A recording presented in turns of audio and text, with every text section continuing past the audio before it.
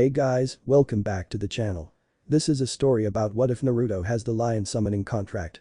Before I start, please support for more amazing content and do consider subscribing to my channel and share this video with your friends. This is written by Docki and link in description and support writer. Let's start the video. In the Valley of End, we can see two people who are so similar, yet so different. One who has set his path to that of revenge. The path which leads only to suffering and most importantly emptiness. This person has dark hair and most importantly blood-red eyes with 3 tomos, looking directly at his opponent who is wearing bright orange jumpsuit and has spiky blonde hair that are sticking at every direction and deep blue eyes which are intently glaring back at him. Some people would call these people friends, some would call them rivals. No one would ever thought that their two people are right now the biggest enemies. Both looks ragged and have many bruises and cuts, none of them wants to give up because both of them have their own goals. This of course leads us to the conclusion and final moment of the battle. On the side of Uchiha Madara's statue stand boy with very dark skin, wild hair, cross-shaped scar on his nose and bloody red eyes with one circle, which holds 3 black tomos around its pupil. The backgrounds of his eyes are black. From his back, there are 2 hand-like wings, prepared to make any action needed to ensure the person's victory. This boy wears white shorts and blue t-shirt with holes for his wings and fan symbol between them. This boy is Uchiha Sasuke, the only Uchiha who survived the slaughter of his clan and now the traitor of Konoha for leaving it without permission and associating with its worst traitor, the Orochimaru. Across him at the side of Hashimura Senju's statue there stood the shorter figure with blonde spikes. His bright orange jumpsuit directly requested attention, but what would catch you the most was cloak-like shape of red chakra surrounding his small body. This boy is Uzumaki Naruto. Naruto has many nicknames which people would call him, going from demon, hellspawn to king of pranks, and most unpredictable ninja of Konoha. This last nickname is the most used and many people who thinks they know him don't know him at all. You see, they think that Naruto is dumb, but what kind of person could be dumb with his heritage and 1,000-years-old library in his belly? No, Naruto isn't stupid, he also isn't Shikamaru, but his intelligence is quite high. As these two people are staring at each other, they subconsciously starts drawing their powers and form their strongest attacks. In Naruto's hand, chakra starts to slowly rotate and make a bright blue ball with streaks of red running through it. From Sasuke's direction can be heard chirping of what sounds like thousands of birds. His hand is slowly encased by black lightnings forming flawless Chidori. When Naruto notices this, one small tear slid down his cheek and when it falls on ground all hell broke loose. Both fighters propel themselves off the ground, heading with tremendous force towards each other, with their techniques ready to clash. While this is going on outside, in the mind of one specific Uchiha is hell. He knows about ways to gain Mangekyo, but isn't the price too much? Isn't it too much to kill your best friend? Fuck, friends are not my quest for revenge, it can't be stopped by these pathetic emotions. Die, Naruto.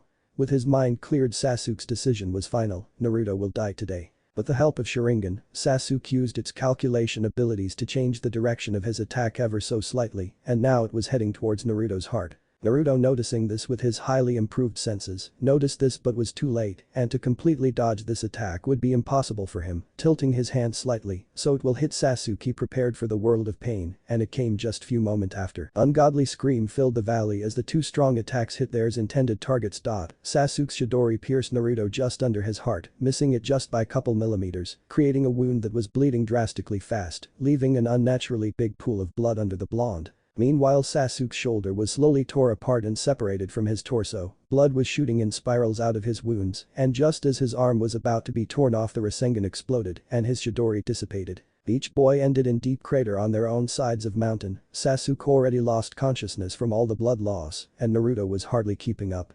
This was the scene on which Kabuto arrived, and his face turned into a horrid expression as he saw the state Sasuke was in. He quickly went over to him and checked his wound with a fast diagnostic jutsu, confirming his worries. Seeing as there was no other way than stabilize Sasuke on place before moving, he got to work. Meanwhile, Naruto couldn't take it anymore and slipped into unconsciousness. Inside Naruto's mindscape, walking through the sewers with ankle-deep water level, he already knows why he is here. He is dying, and of course the great Kyuubi will not end like that. Coming to a stop just before the tremendous gates, he looks up to see 2 big red eyes staring at him and big mouth laughing at him. "So, why are you here, pitiful mortal?" Kyuubi asked in his deep voice laced with slight hatred but more of expectations.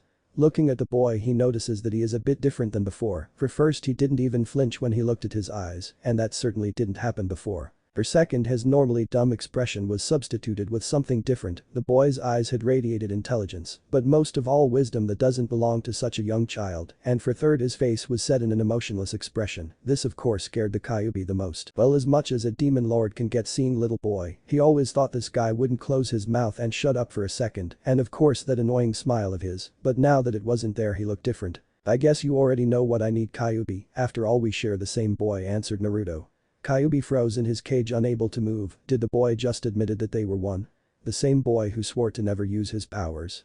No, this wasn't the boy he knew. Could it be? Could it be that the boy fooled him? That his entire attitude was just a mask? If this was true, then Kyuubi was deeply mistaken at the boy, but he didn't want to assume things before he got the answers from the main core. Mortal, did you just admit it that you are me, and I am you? Kyuubi asked in a voice that surprised a young boy. The voice was like always laced with hatred and malice, but this time he could almost feel the surprise and hope in its voice. Naruto shook out of his thoughts and looked straight in the eyes of the humongous kitsune. That I did, it would be foolish to declare otherwise, seeing as if one of us will die, then so will the other.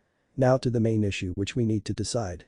As of now I am officially dropping my mask of happiness and becoming what I am without it. I don't know if you had or hadn't idea about it, seeing as the seal will only allow you to be connected with me when I am in near dead state, or I will let you. Naruto replied in his emotionless voice. Looking at the Kyuubi, he didn't look surprised. Well, of course I knew I am the great Kyuubi no Kitsune mortal. Naruto's sweat dropped because he knew that the Kitsune lied, and as you were mentioning, I know what you are here for. You got your ass handled by that foolish Uchiha, and now your body is a giant mess, and you want me to repair it. Kyuubi replied and started to send waves of red chakra to Naruto's body. One last thing, mortal, I don't want to see you lose again. And with that, Kyuubi went back to his cage to concentrate on repairing his vessel's body. Don't worry, I won't, replied Naruto just before the chakra reached him. In a matter of seconds the red chakra flooded his body and he let out another inhuman scream. Every chakra and blood path were hurting. It was like acid was poured into his body to slowly dissolve every tissue, every nerve and every vessels to end his miserable life. Just as he thought he got the pain under control, he heard a crack. This was quickly followed by another, and by the time he figured what it has been, his entire body was broken and limply lying on the ground. Increasing his already inhuman scream, he could feel the pain slowly moving from the lowest half of his body upward. His muscles ripping and reforming, his bones shattering and growing anew, his chakra and blood paths widening and chakra in it compressing and becoming denser, his nerves forming anew. Just as it was about to reach his head, he with horror realized that his eyes burned out and there wasn't anything but dull eye socket. Now only in his head the red chakra started to form the last organ required to be repaired, his eyes. Naruto was panting in his mindscape from all the stress his body suffered just now. He was about to stand but caught reflection of himself in the water. He was looking just like before, but his muscles were more ripped and defined, but what caught his attention were his eyes. These eyes weren't his normally ocean blue, no, their eyes were red, and they had one tomo on a circle around his pupil. Sharingan? Naruto asked, unsure if it was real or just illusion. He got his answer when he looked at his arm. He could see the powerful chakra flowing around it, and when he waved with it, he could see it in slow-like motion. Naruto, fascinated by this new discovery, cut the chakra flow in his eyes and looked into water to see his normally ocean blue-like eyes looking back at him. When he again focused some chakra into his eyes, he silently muttered Sharingan, and there it was again. Naruto realized that it wasn't a dream, he really had Sharingan. What did I do to deserve these accursed eyes? Well, no matter, they will help me with my objectives. I will have to ask Kyuubi as to what happened to me, because I don't believe it was intentional, said Naruto, already concentrating to leave his mindscape. If he wouldn't have left, he could have heard the Kyuubi muttering something to himself. Very interesting, I will have to investigate this and find the cause, because I sure as hell don't know what happened. His voice was surprisingly filled with excitement. Outside the mindscape 5 minutes ago, Kabuto finally ended stabilizing the Uchiha as the damage was very extensive and couldn't be healed properly without time and medical instruments, which he didn't have. He was about to leave, but remembered the Kyuubi Jinchuriki. His master wanted him dead, so why not kill him when he is vulnerable? He created Shadow Clone and handed him Sasuke. Doing 5 hand seals, his right hand was enclosed in blue light which soon formed into a scalpel. Jumping over the river, he kneeled next to Naruto and prepares to stop his heart.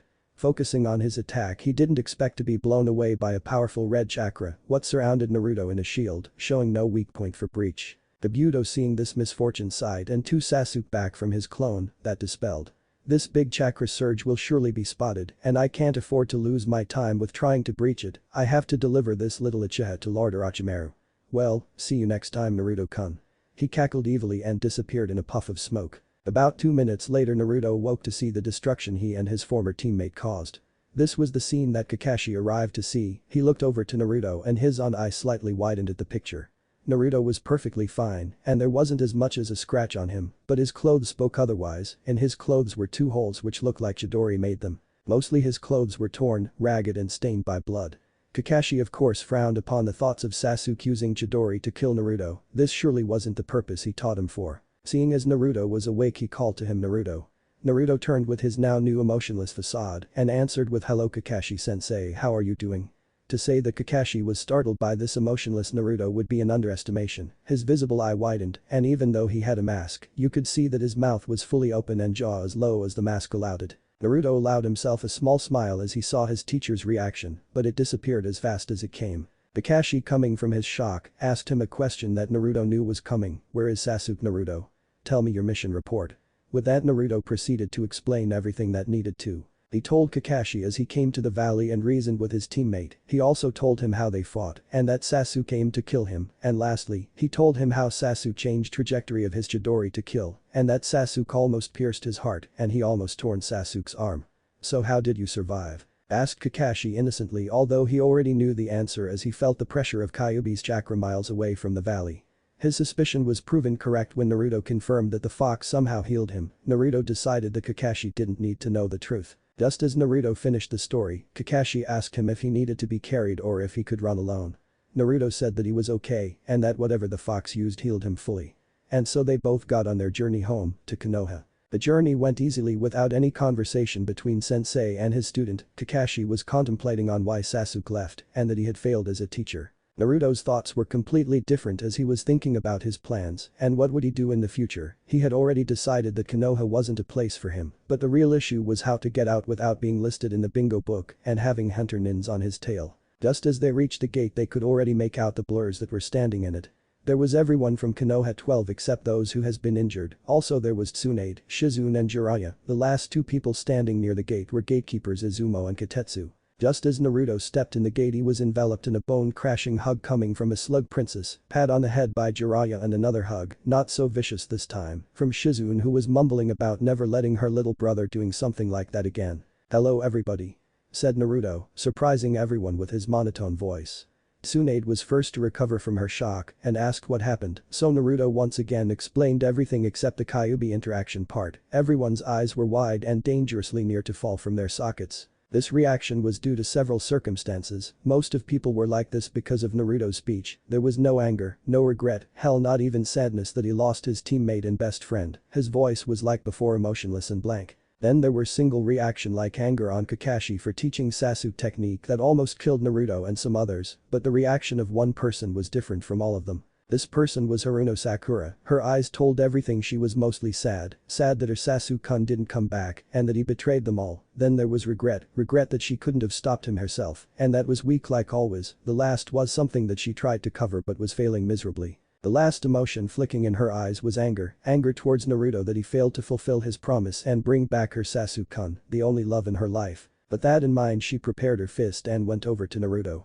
Naruto, feeling the low killer intent coming from his pink-haired teammate, turned just in time to see punch coming for his head. Reacting quickly, he caught her wrist and palm stroked Sakura to the abdomen, sending her 10 meters from the gate. Everyone was in shock as Naruto hit his self-proclaimed only love in his life, but that quickly increased with the words Naruto said, "Why were you about to attack me, Sakura?" Again, there was not even a sliver of his past attitude, which shocked all of them most. This couldn't be Naruto, right? He was always asking Sakura on the date and cherishing her. "Because you failed to fulfill your promise. You are nothing but a monster and I hate you. Don't ever come or speak to me again," Sakura cried out, running away. The crowd was angry at Sakura, but this once again turned to shocked expression with Naruto's reply. "Okay," he said, and again there wasn't any regret or sadness, not even his eyes betrayed anything. This was just so out of place. This emotionless face just didn't belong to Naruto. No, something had to be wrong. Motioning for the gatekeepers to leave, she decided to solve this problem. "What the hell happened with you, Naruto? You are just completely different from the boy we knew and who was sent on the Sasuke retrieval mission," shouted Tsunade, getting nods from everyone present and calculating look from perverted Sannin. Naruto once again shocked them with his simple answer. "Well, when your best friend runs Chidori through your heart, it's pretty easy to change, you know." He lied but faked it with a small smile that immediately warmed all of the people in vicinity. With that they left all dispersed with Tsunade, Jiraiya and Naruto going to the Hokage Tower, with the latter wondering about his changes and what if Kyuubi found out about it. After they arrived at the Hokage Tower, Naruto wrote down the written report and left for his home to get some sleep. Inside Naruto's mindscape. After getting home, Naruto entered his mindscape and prepared to talk with Kyuubi. Coming into the room with Big Gate, he stood patiently waiting for two red eyes to appear. He wasn't waiting too long as two red eyes and mouth with sadistic grin, he must have born with it, thought Naruto, came into view. Well, Kyuubi, what do you have for me? Asked Naruto calmly. Kyuubi, seeing his calm facade, just snorted, weak human not fearing my presence, I must losing my touch, mumbling the last part, although Naruto heard it. Anyway, you have there one pretty interesting body, so ask me one question at a time and I will answer it, then we will proceed with other questions, added Kyuubi. Okay then, the first question I would like to ask is, why was my body ripping and changing? It was like reforming. Naruto left his question at this. Kyuubi's mouth formed an amused grin before answering, this reformation as you formulated it is something that was caused by my chakra and your bloodline. Waiting for the blonde's outburst, he sighed in dismay when it didn't come. He was so sure that he having a bloodline would get a rise of him. Well, never mind. I will start with your bloodline. It is the coming from Namika's clan. Children of this clan have about 50% of receiving it, but even if they receive it, there are gaps between them, some are stronger and others are weaker. Yours was exponentially strong, its abilities are following, as Namika's were known for their speeds. Their bodies need strengthening or they wouldn't survive. So easily said, your bloodline is increasing your resilience, bone density, chakra density, widening blood paths, chakra paths, well, just whatever you can think of. Kyuubi stopped here to let everything sink in before continuing. Normally these changes would have happened over the time, but in your case it was drastically increased in speed and capabilities. The catalyst, of course, my chakra. When I was repairing your body, I had to put too much chakra in your pathways and it found your hidden bloodline and started to expand it. Because of this your body had to be reformed as to satisfy the new changes. But now your body is beyond human. I will go and try to compare it to opponents you met. Kyuubi again paused to let the information sink in and continued after getting Naruto's nod. Starting with your bones, I think that your bones are close to Kagaya clan. Well, they are not as strong and dense as theirs, they are pretty close. Their blood paths widened slightly and organs increased in their size, pumping more blood and air in your muscles, and this in human terminology, give you a perfect body. Of course you can be hurt and bleed to death, it will just take more wounds and serious injuries. Now to the most interesting topic, your chakra. Here again Kyuubi let Naruto ponder on the information so far and after few minutes continued. Seeing as you already had pretty big chakra reserves, the pathways had to be increased, so your chakra became twice as big. Now you are somewhere near cage level chakra reserve, and it will increase to my calculation in your prime. You will have the chakra reserves worth of 3 tails of my power, but then again reserves aren't what make you strong, it is the control. But the most interesting thing that happened is that your chakra became to a point where your chakra is so dense that you can probably, with a lots of control, mold it into shaped objects, like kunes etc. Actually this has already happened as you are subconsciously creating a small layer of chakra, invisible to the human naked eye, on the top of your body. Like a shield if you will, so all in all your chakra density, while not same as mine, is pretty close. With this Kyuubi ended the anatomy lesson. Naruto stood there, flabbergasted at what he just heard, but at the same time he was extremely happy. He needed some aces, so he could leave Konoha and not worry about the hunter nins, but now if he would train and then leave there would be no problem. Still there was one more question that was plaguing his mind. Well, that is pretty interesting, but now to the other question, why do I have Sharingan? Kyuubi chuckled at this, the curiosity of humans was never ending, and he liked that. I have intentionally left out this part, but it is also because of my chakra and your bloodline.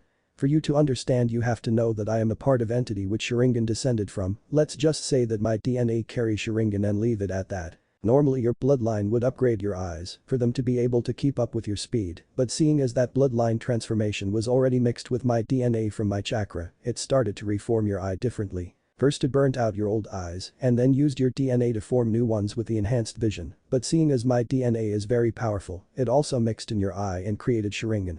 Easily said, you have eyes like any normal Namikaze, well just sharper and better, but you can also activate Sharingan with all of its perks. Kyuubi finished the long explanation and took a breath, he needed water. Damn this cage. Damn you Yondaime, you could have at least leave me some water and food in here, thought Kyuubi. Seeing the evil smile on Naruto's face, he leaned in to hear him better. This is fantastic, Kyuubi. Now with Kage Bunshin no Jutsu and Sharingan we can become strong really fast and then leave Konoha. Naruto shouted, not hiding the delight in his voice. Preparing to leave, he was held by Kyuubi's voice once more. Wait, mortal.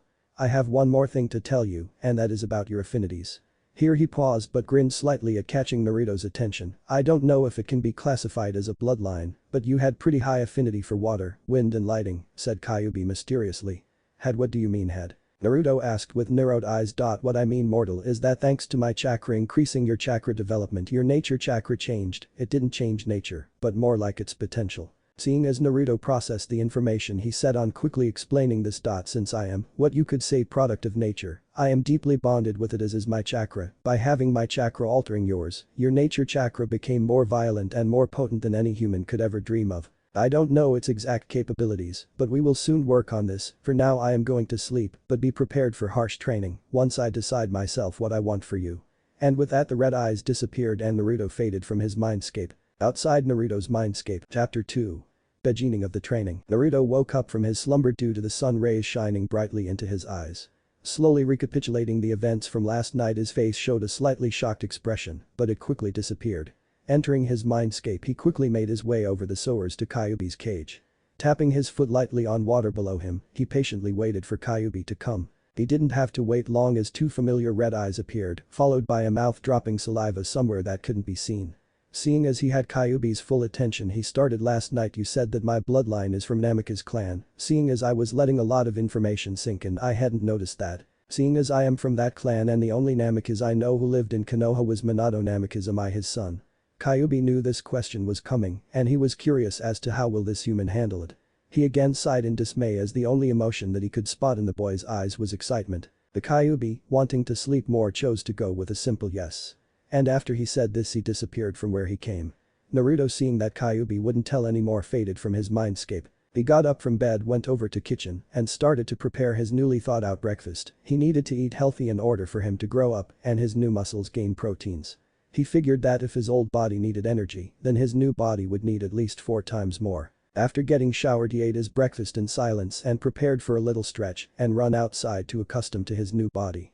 There was only one catch: he didn't want to wear his old clothes now anymore. Choosing to solve this problem right now, he sat in a lotus position and started to think, what were his options right now? He could always use Sharingan on shopkeeper to serve him as any other customer. I mean, how hard could it be to use Shinjutsu on civilian? He could have also make some clothes from his newly acquired chakra, but Kyuubi said he needed a lot of chakra control, which he didn't have. He may have be smart, but he is not delusional. Choosing to go with first option, he wore a black short-sleeved t-shirt with short black trousers and got on his road. Going through the streets, he was like always getting hate-filled glares. Also, thanks to his newfound abilities, he could hear people murmuring some shits about Demon Brat failing Konoha and letting Uchiha-sama go. He of course ignored these as always. He would not let his mood drop because of such petty things as people's prejudice. He had a plan and tool that will help him. Quickly moving through alleys, he ended in one shop. Store that he knew was for ninjas. He wasn't here ever before, but he didn't mind. If the shopkeeper would have considered him demon, he would just put a Jinjutsu on him. Yes, that was also a reason he chose this shop. More than half of the shinobi shops were ran by retired shinobi. This one wasn't. He entered the shop and saw old man sitting behind the counter, offering a polite nod. He was slightly surprised when he received one in return. The shopkeeper walked next to his new customer. He was new at this town, but he did know how to act around his potential best customer. Politely asking the newcomer what he wanted, he was answered with a short nod towards the clothes department, and they both moved in. After few minutes, Naruto already picked up some clothes and went to changing room in order to wear his picked up outfits. Naruto came out of cabinet with Anbu-style clothing, only with few changes.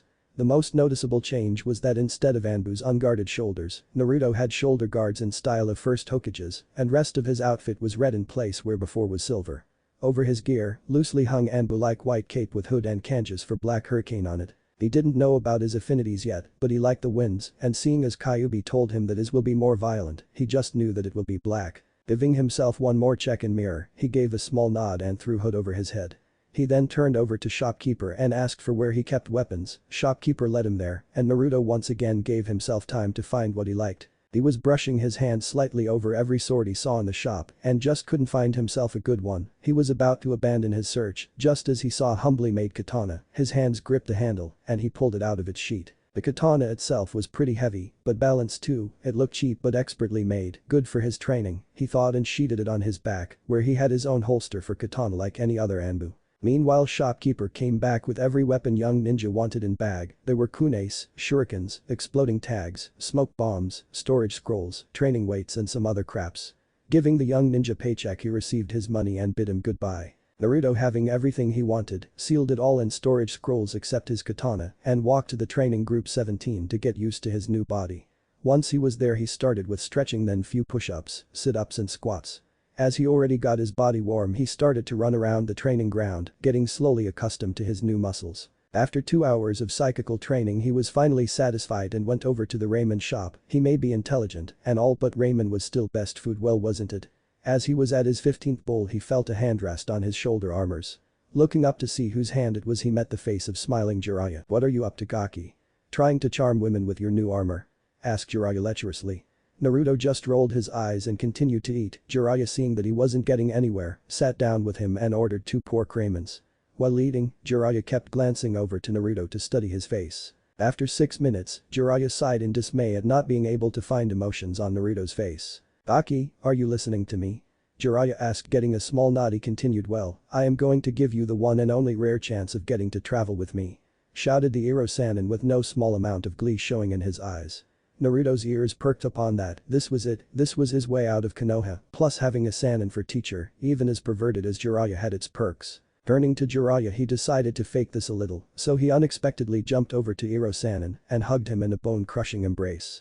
Jiraiya's face was turning blue, but he didn't pay it any attention. He wanted his godson to open to him again like he had before, so he just patted his back and embraced him back. After the touchy moment, they have both decided to leave right after tomorrow morning. Seeing as they both had some things to do, they both bid goodbye to the other and parted their ways. At Naruto's apartment, seeing as he had already packed, he set his mind on his father. He knew that his father didn't hate him, man of his caliber just couldn't hold a grudge against this.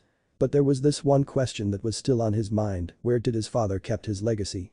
He must have left it somewhere, and he doubted it would be somewhere in public. Naruto once read about seals that reacted on certain blood. Could it be that his father used these? I mean, he was seal master, he must have found a way to keep his legacy safe, right? Thinking along these lines, Naruto got up from his bed and looked on his self-drew map of Konoha. He always drew these kinds of maps when he needed to know where to run from a mob. Examining carefully every building, he finally decided that the humble and abandoned mansion on the east side of Forest could be his parents' old house. He got dressed and departed to find his presumably old home. Finally reaching the building, he was in amazement as it didn't rot. It all must be seals, he thought. Standing just before the gate, he examined it. There was an intricate pattern written all over it, and he saw a hand mark right in the middle. Shrugging, he cut his palm slightly and pushed it to the lock. The next thing he knew was that he was standing in a room with absolutely no light and zero visibility.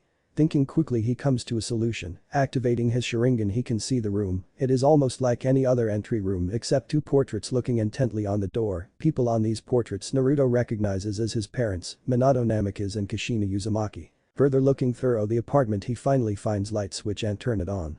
The house was simple really. There were 2 bedrooms, one obviously prepared for child for him, thought Naruto with sad smile. One kitchen, which had a suspicious smell coming from it. Must be rotten food, thought Naruto again. Then there was one bathroom and toilet. Looking from a window, he saw a huge garden which took like 3/4 of landscape. It is a shame that I will abandon this. Well, no matter, civilians would never accept me. As Yondame's son, Naruto sadly smiled again at this, but then it quickly disappeared as his eyes landed on door which were in his father's bedroom. They were of same pattern as gate outside the mansion, and he got an excited smile as he thought of Yondame's library or something that only family could access. Leaning in on the door, he once again cut his hand and pushed it to the hand-like mark on the door.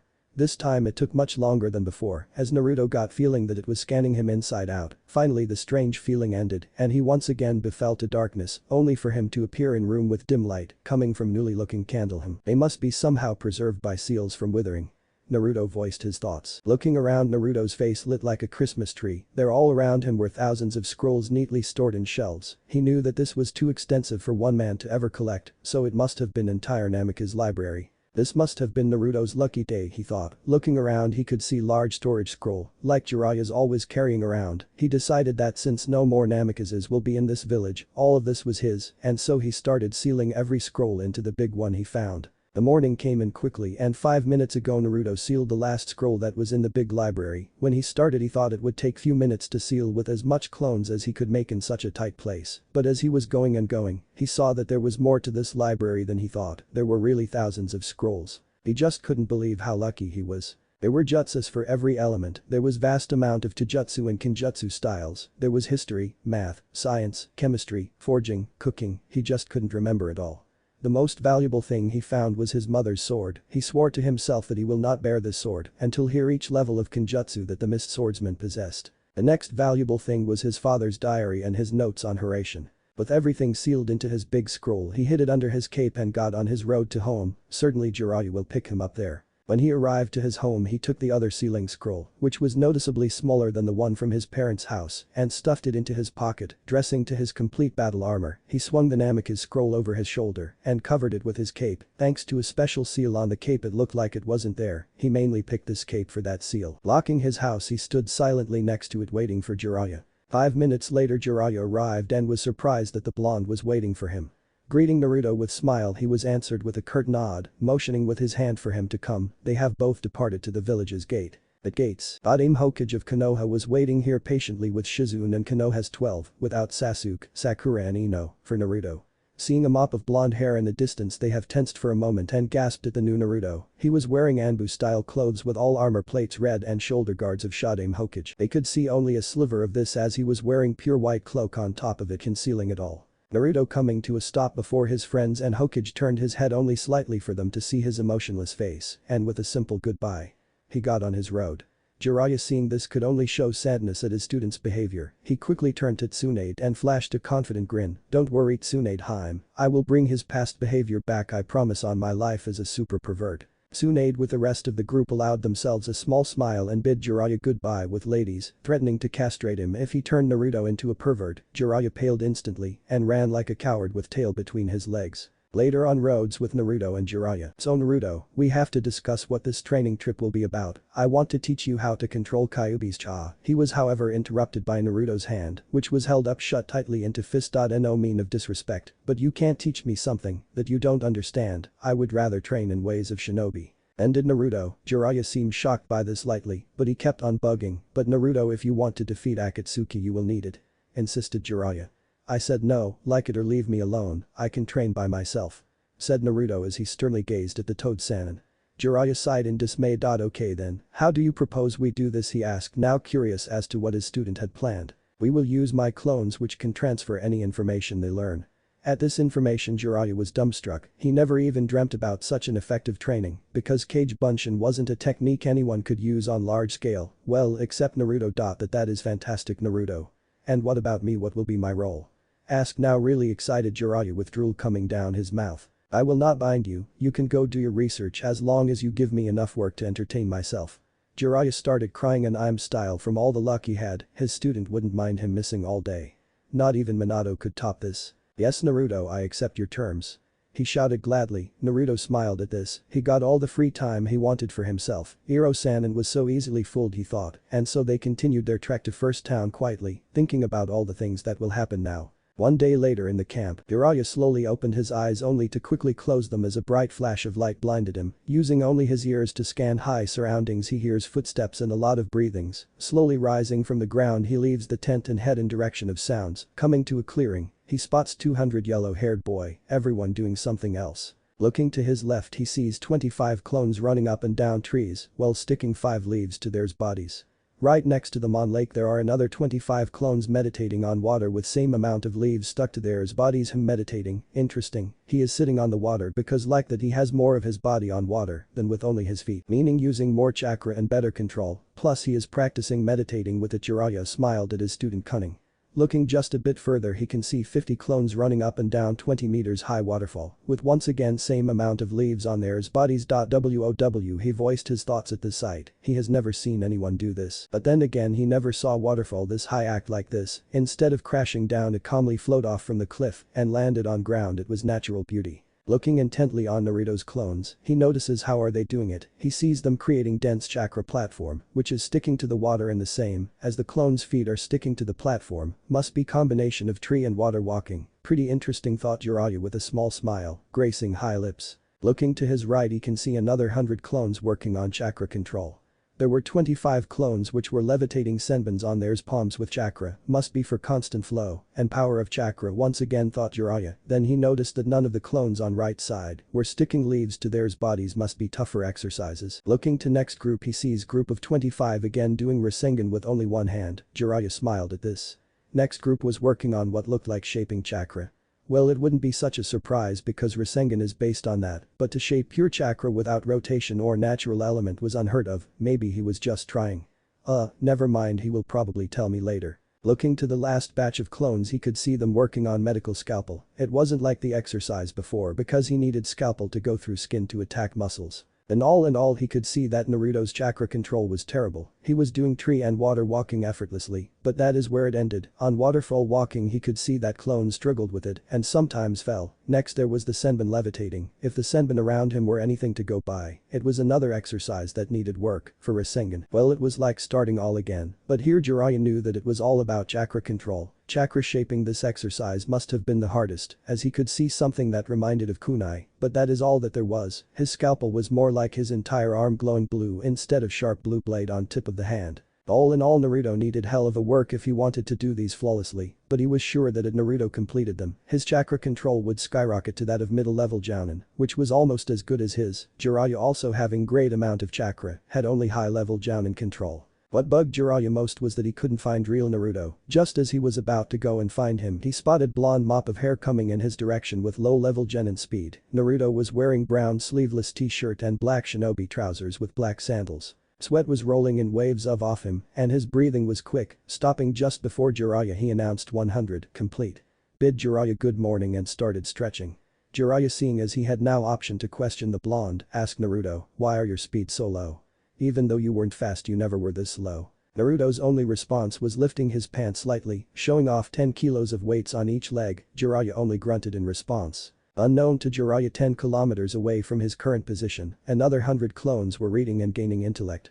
25 clones studying seals, 25 doing math, 25 working on writing calligraphy faster, and 25 reading on poisons and chemistry. First month of training flew quickly with Naruto doing same exercises and his clones for reading, changing between basic books. He was rising rapidly book smart thanks to Kyuubi, who allowed his brain to process all the information that his clones gathered. His Fuinjutsu was now at least low Jounin level like Kakashi's, all thanks to his father's books and somehow natural talent for it. The most complicated thing he could do now was 4-point barrier with his clone standing in each corner pumping chakra into it. He tried to break in and out with Rasengan. The barrier only shook wildly but wouldn't break down. Other things he could do were cooking, forging all kinds of things. His math, science, economy, strategy, chemistry, poisons, human anatomy and others were pretty good too. Talking about his Rasengan, he could now form it in 2 seconds with only one hand, which is seconds slower than Jiraiya. The perk was that with his dense chakra, the Rasengan was bordering S-rank technique. Moving on, Naruto could now flawlessly perform waterfall walking and senbon levitating and spinning exercise. He was now doing it with kunai. He could also make simple object from his chakra like kunai, senbon and thin layer of chakra on his skin, acting like a shield. He would have tested this shield, but he didn't know any ninjutsu yet, so he only knew that normal kunai, shurikens and senbons weren't able to pierce it. His chakra scalpel could do a cut to the tree and was only situated on top of his hand, but it still didn't look like scalpel, but more like violent chakra, but he was progressing. More or less his chakra control was now high-level Chunin and rising. His goal was cage level, because like Kyuubi always said, the strength was in control not amount. Speaking of Kyuubi, he was a slave driver. Naruto just couldn't tell otherwise as Kyuubi was putting him through hell and back in psychical training. Every day he was increasing his weights as he could easily accommodate to them with all the psychical training he was doing. He dropped the weights and was now using gravity seal, which could be increased by adding chakra. Right now he was on 3 times the gravity and his speed was high genin level with it. He didn't know his speed without it as Kyuubi didn't let him take them off. But there was more than speed, he was also kicking and punching log to increase his strength. He was doing push-ups, sit-ups, pull-ups, squats and all other difficult exercises. But sword, the only thing he did were 4 basic katas to increase his strength with it. Those katas were pierce, horizontal slash, vertical slash and diagonal slash. He was also doing exercises for agility and some courses which were focused on dodging and awareness. Every time his chakra reserve or stamina diminished, Kyuubi flooded him with his own, so Naruto could work 16 hours a day with 300 clones working too. He was sleeping 6 hours a day, and the rest 2 hours were for food, showers, etc. As for Jiraiya, well, he was just like Naruto thought he would be. He left in the morning right after he gave Naruto few tips and came back at night with smell of alcohol, reeking off him like he was alcohol itself. Well, but Naruto didn't mind, at least he wasn't bothered. For next month he changed his training regime slightly.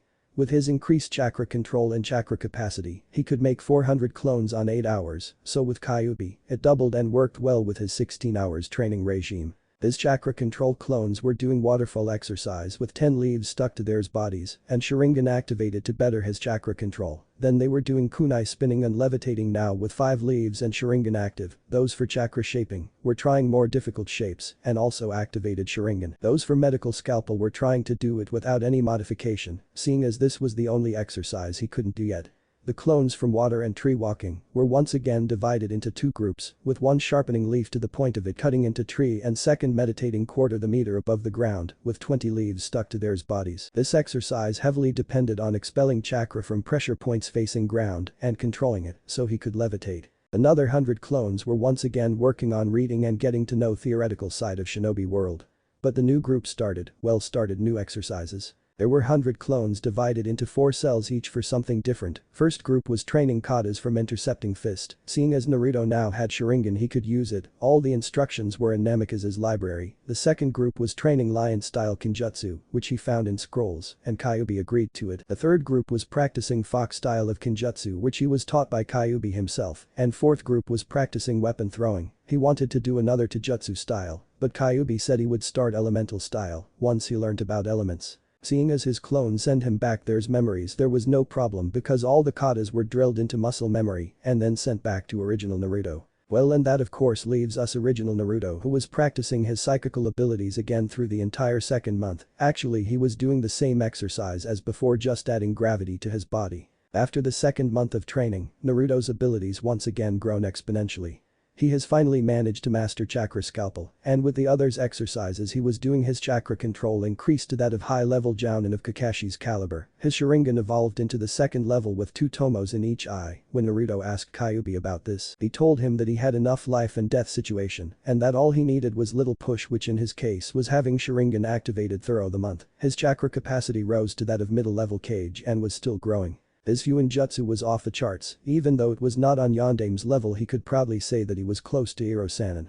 He found out that with his dense chakra, he could also write seals, but he was years before putting it into application. When he will be able to do it, he would surely surpass Yondame. His classic school skills were completed and he didn't need to do them anymore. His strategy skills were developed pretty good, even if not on level of Nara's. He took liking into the poisons, even though there were many books on it, and even with 25 Kage bunchins he couldn't read it all. All in all, thanks to his clones and modified memory by Kyuubi, he had many new skills and learned them pretty quickly. Next there were the bunchins that were working on weapon throwing, Taijutsu and Kinjutsu.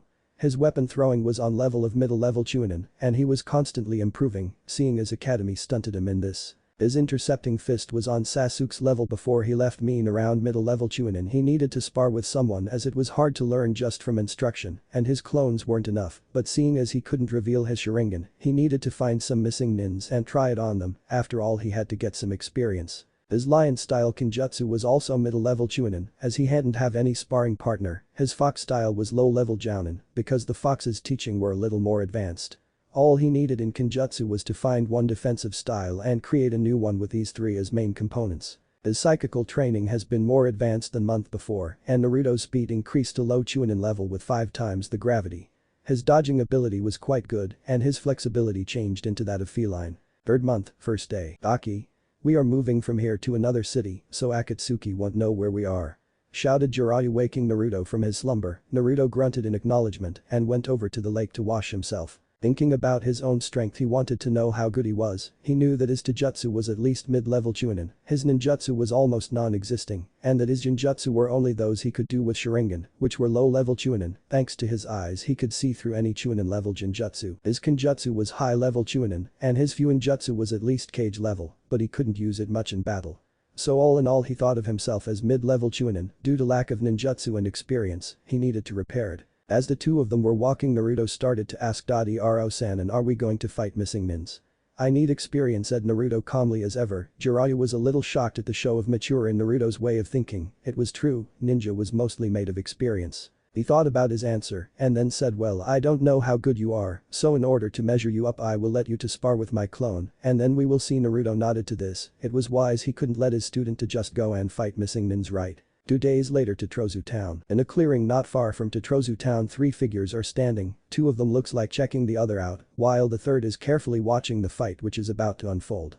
Naruto, preparing to tell Jiraiya about his Sharingan, remembered his conversation with Fox. Flashback. While walking along the road, Naruto enters his mindscape to converse with Kyuubi about very serious matter.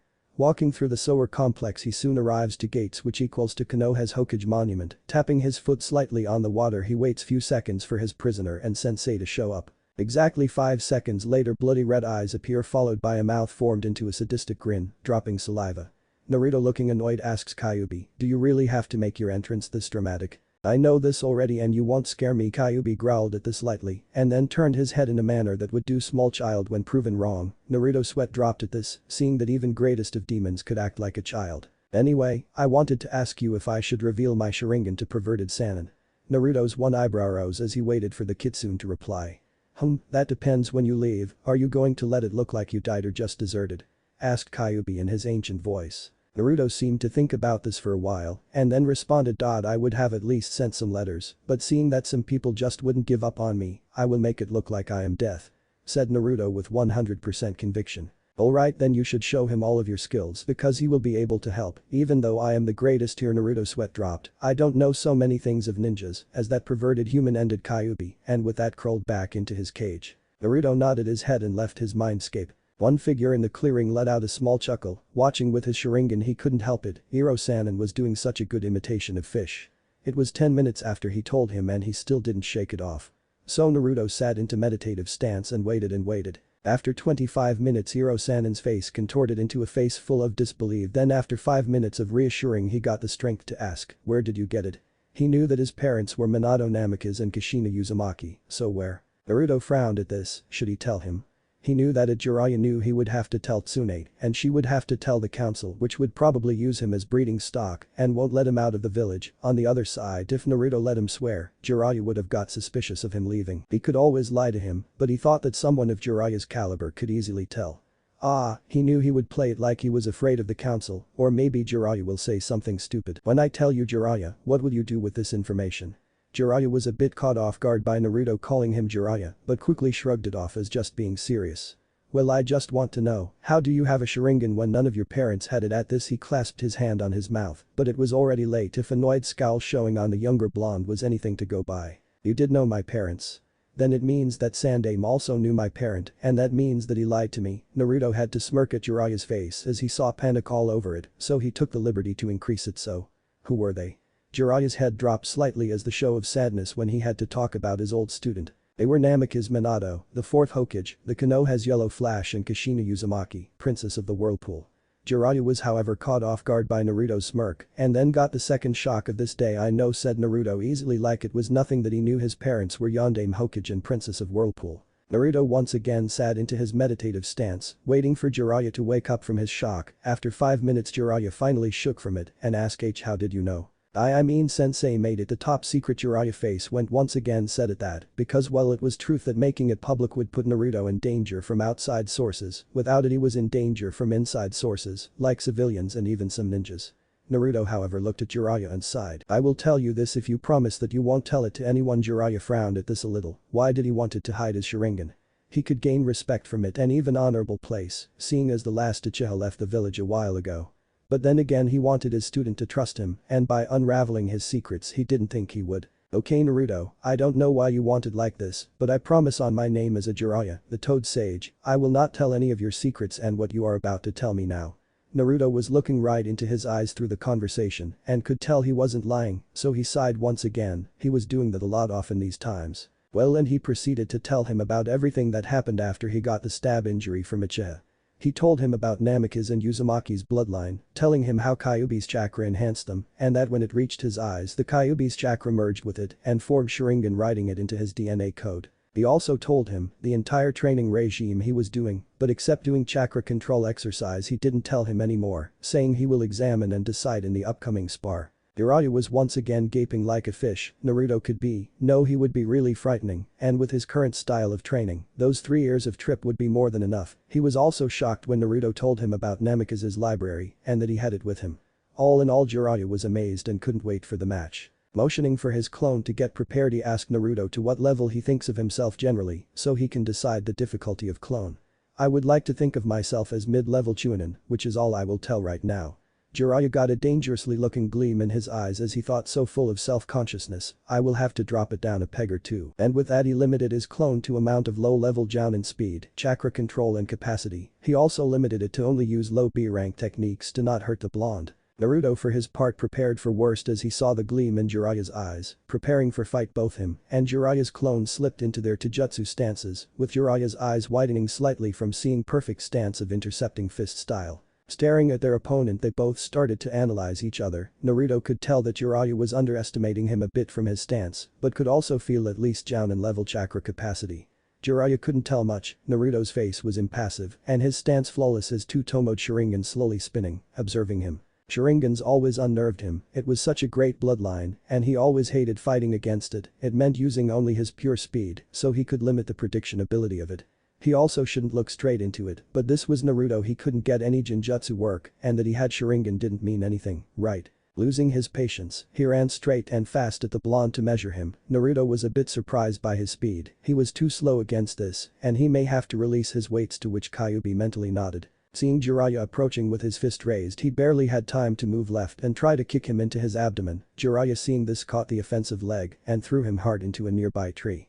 Naruto seeing that this wasn't leading anywhere, decided that a little cover would be nice and that his weights will be his ace in the sleeve. Jiraiya noticing that the blonde was up, once again ran after him. Seeing this, Naruto focused chakra into his hand and perfect Rasengan former in less than 2 seconds, surprising Jiraiya a little, then he drove his hand into the ground. Explosion occurred and a lot of dust flew up around him. Using this cover as best as he could, he created Cage Bunshin to stand in his place, and he took off to the trees. Jiraiya seeing the cloud of dust clear, could only dumbly watch that Naruto was still at his previous place. Shrugging, he ran at full speed to him and used left hook to punch him. The clone, thanks to his Sharingan, bowed slightly so that the punch missed him and held on the tiger seal, igniting explosive node on his back. Jiraiya's eyes widened seeing this, but it was too late and explosion occurred. Waiting for the dust to clear, Naruto in the trees could see charred piece of wood where Jiraiya should have been. Naruto cursed, but knew that such a petty attack wouldn't work on a Sannin, even though it was clone of Jounin quality.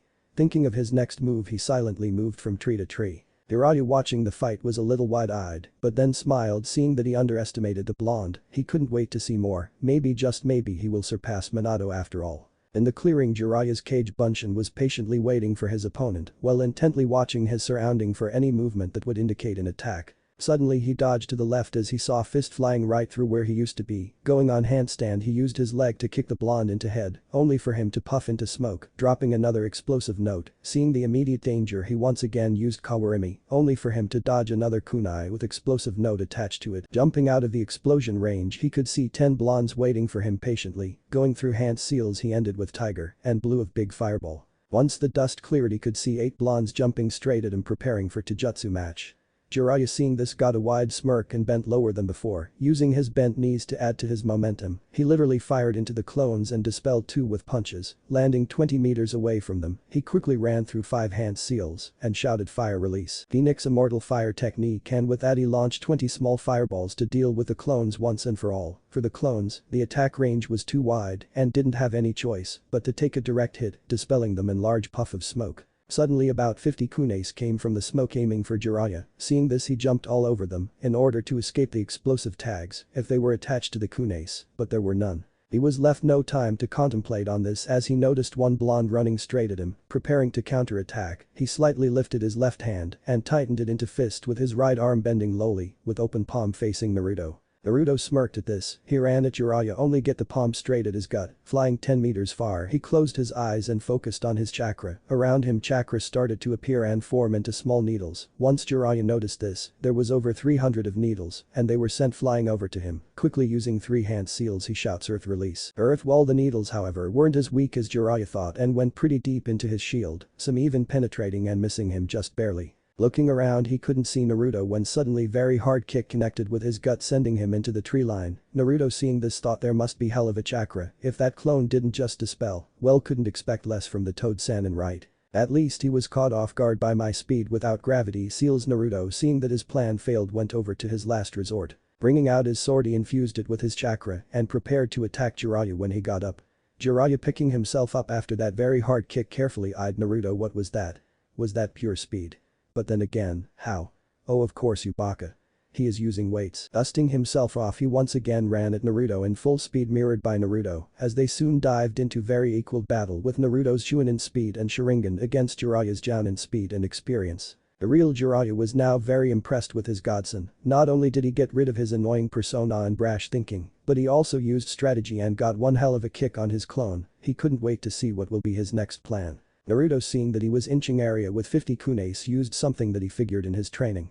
Chakra pulse, he shouted, while chakra that was used on his body armor expulsed in high speed against Jiraiya, knocking him right into middle of kunes scattered on the ground. Looking around, he was slightly at daze when he saw all the kunes puff and transform into clones approaching on him, quickly swarming him in a box-like pattern. Just as he was about to jump up, he hears Fuinjutsu.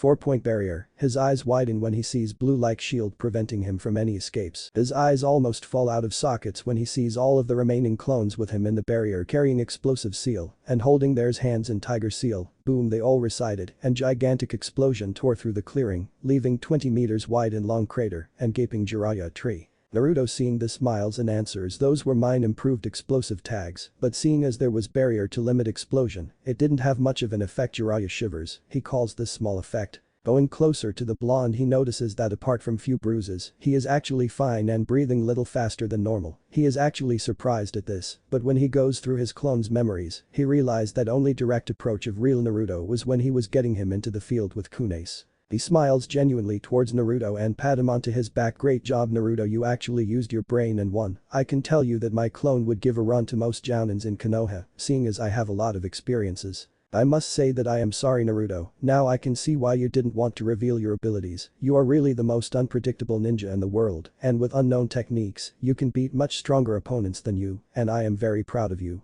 Naruto's emotionless facade faded lightly and showed his first genuine smile after such a long time. Jiraiya, seeing this, was glad that his godson wasn't lost and that his happiness could still be recovered. Well, Naruto, go sleep, we have training to do tomorrow, shouted Jiraiya to a little surprised Naruto, and then left. Naruto stayed a little longer, but in his eyes, you could see how happy he was to be able to spend more time with Jiraiya. He smiled one more time and left for his tent. 2 months later, Torker City. 2 people are jumping on rooftops hunting for their prey. One of them is young man with blonde hair and bright blue eyes which could pierce steel. He is wearing Anbu-style clothing with red armor plates and red shoulder guards. On his foot are black ninja sandals, and to his back is strapped humbly made katana with silvery blade and bandaged grip. The other man looks to be in his 50s, his white hair are sticking in every direction, and his eyes are looking around for any dangers. He is wearing mesh shirt with long black pants and red vest covering it all. His sandals are red and very unusual. To his back is strapped large scroll with tape over his shoulder. They both look at each other and nod. Just then they both disappear in a quick burst of speed with smoke covering their tracks, appearing right before their target, startling him out of his skin. The man is in his mid-30s with green hair and brown eyes. He has rain headband tied around his forehead, and on his back rest 3 umbrellas. To his waist is strapped what looks like handle of sword, which are his fingers gripping nervously. What the fuck are you doing here? I didn't do anything wrong, he shouts, still not knowing his pursuers. One of them looks amused by him and asks, I am very disappointed in you, Rakushi Aoi, you don't even know the gallant Jiraiya. And with that he summoned one frog and ended up in his embarrassing pose. While Naruto sweat drops, Aoi starts to sweat bullets. He could never even touch one of the legendary 3, yet here he was with some Gaki hunting him for reason unknown to him. CCC and I ask why you are YUHH hunting me? Aoi stuttered out, not being able to speak properly, knowing he would soon fight in battle that would be totally one-sided. Jiraiya closed his eyes and smiled softly, pointing over to Naruto, and with that he said, my student is going to fight you for experiences, of course. He boasted, especially when he said his student. Aoi, hearing this, eased a little. He can't beat me, right? I mean, he is such a brat, I should show him the true power of Raijin. He suddenly got his confidence back and sneered at the boy. You can't defeat me, Gaki. Let's make a deal, Jiraiya-sama. If I win you will let me go. Jiraiya was a bit caught off guard, but then smirked. Deal. Naruto smiled at this, but knew that he couldn't underestimate his opponent. According to Bingo Book, this Aoi character was at least mid-level Jounin, but he had already formed a plan that will surely work. Hawking back his fist, Naruto disappeared in a burst of speed, appearing right before Aoi, punching him straight into the face. Aoi was sent back 10 meters, rubbing his face from the hard hit he got. His eyes flashed in anger, and he pulled out his Raijin.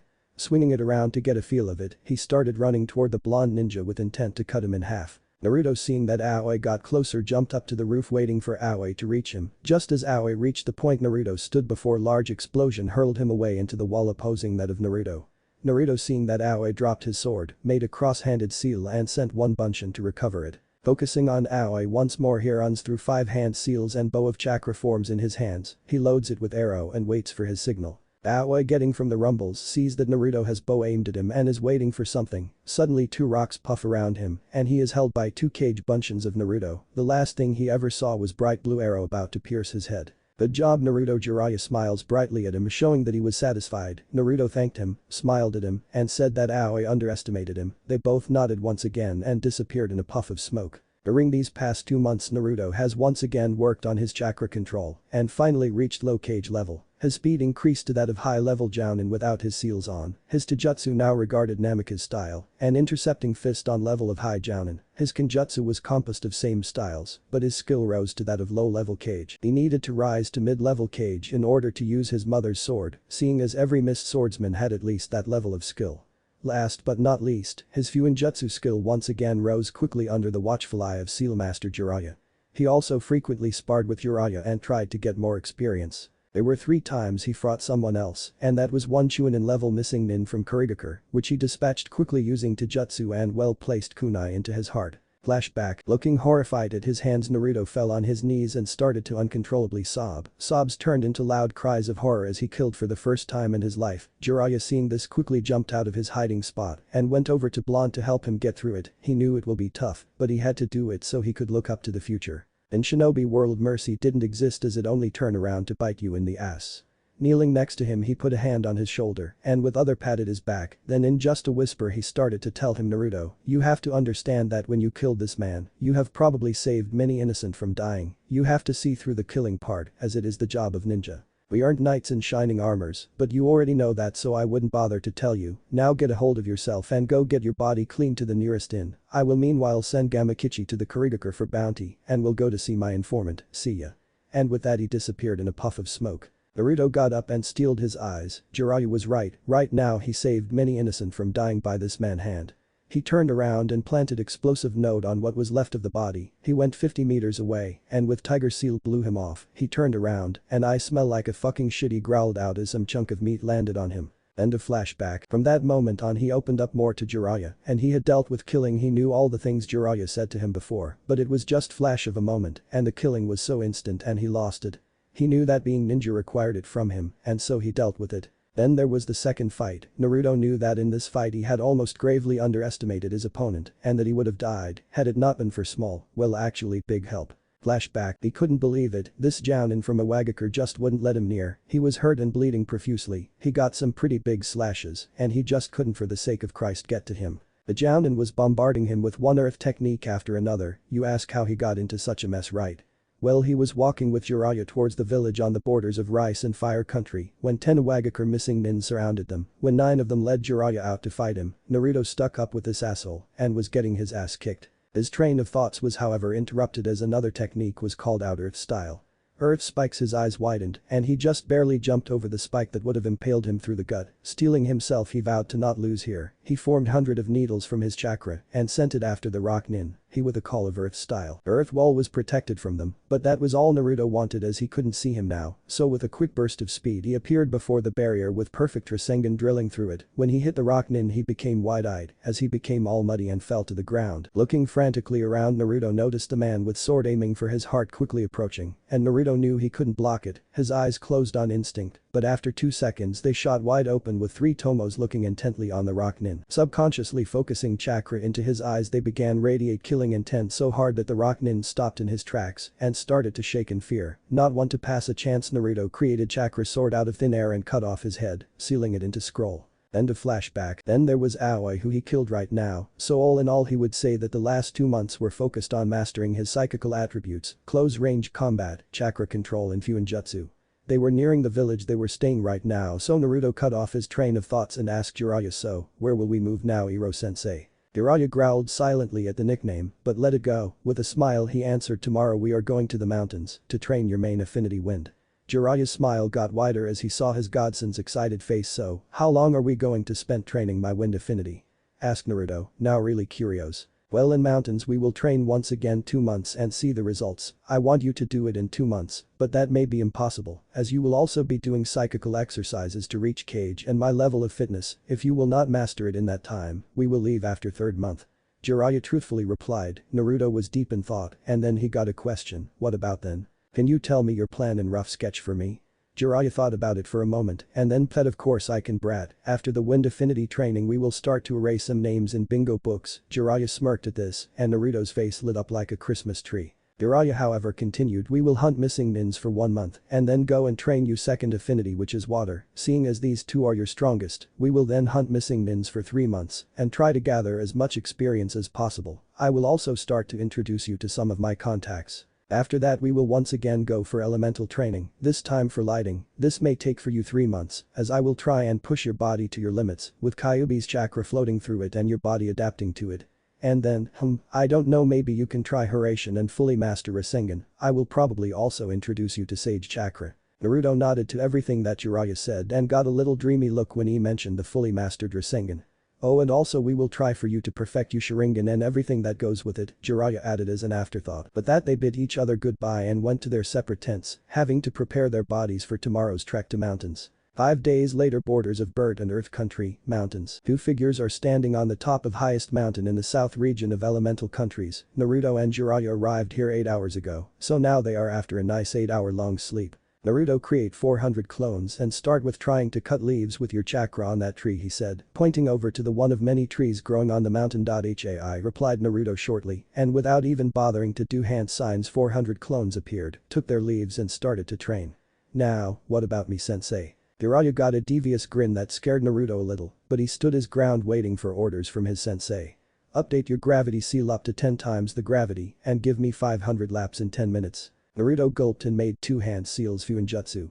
Gravity seal increase and with that he had to send chakra to his legs to keep himself up, pumping in more chakra he started to run, first slowly but getting quicker every minute. This went on for like 2 hours when suddenly half of the Narutos in the crowd yelled I got it. Jiraiya turned to them, slightly surprised that they had done so fast without even dispelling. Naruto, dispel them and process the information. With that he went over to large clearing and started doing hand seals. When he hit 20th he said earth release. Earth rampart and with that a huge wall of earth rose 20 meters up. Jiraiya started to do another 5 hand seals and with a yell of summoning jutsu, a big puff of smoke covered the top of mountain. When it cleared, there stood 10 meters tall Toad looking at Jiraiya lazily. What do you want Jiraiya?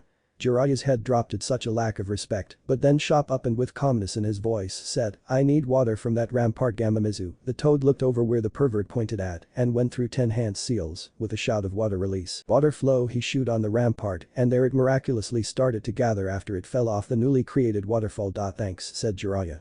No problem, see ya perv. Jiraiya angrily turned but was only met with smoke to face. He once again started with hand seals and after 10 of them shouted earth release. Rock road, his hands met earth and formed long road suspended in air before the waterfall. He looked at his handiwork and went over to Naruto. Well Naruto now, all you have to do is to cut the waterfall in half with only your wind chakra. Form 400 clones once again and get into the work. With that requested clones once again appeared on the artificial road and started to expulse their wind chakra into the waterfall, trying to cut it into 2. Naruto now I want you to run into that forest, well there I will be throwing all kinds of things and you have to dodge, so good luck. Naruto nodded and they started their exercise. It went like this for 2 days when there was a group shout of I got it. Both sensei and student looked over to the waterfall and watched in slight amazement as clones now effortlessly held the flow in place. Jiraiya looked over to Naruto and smiled, you can release your clones now, we will start on Jutsus tomorrow, now I want you to spar with my clone, while having 10 of yours watching from all angles. Naruto once again nodded and they spent rest of the day like this. Next morning you could feel the excitement up in the air. Naruto's thoughts were centered on his soon-to-be wind jutsus and he couldn't be happier.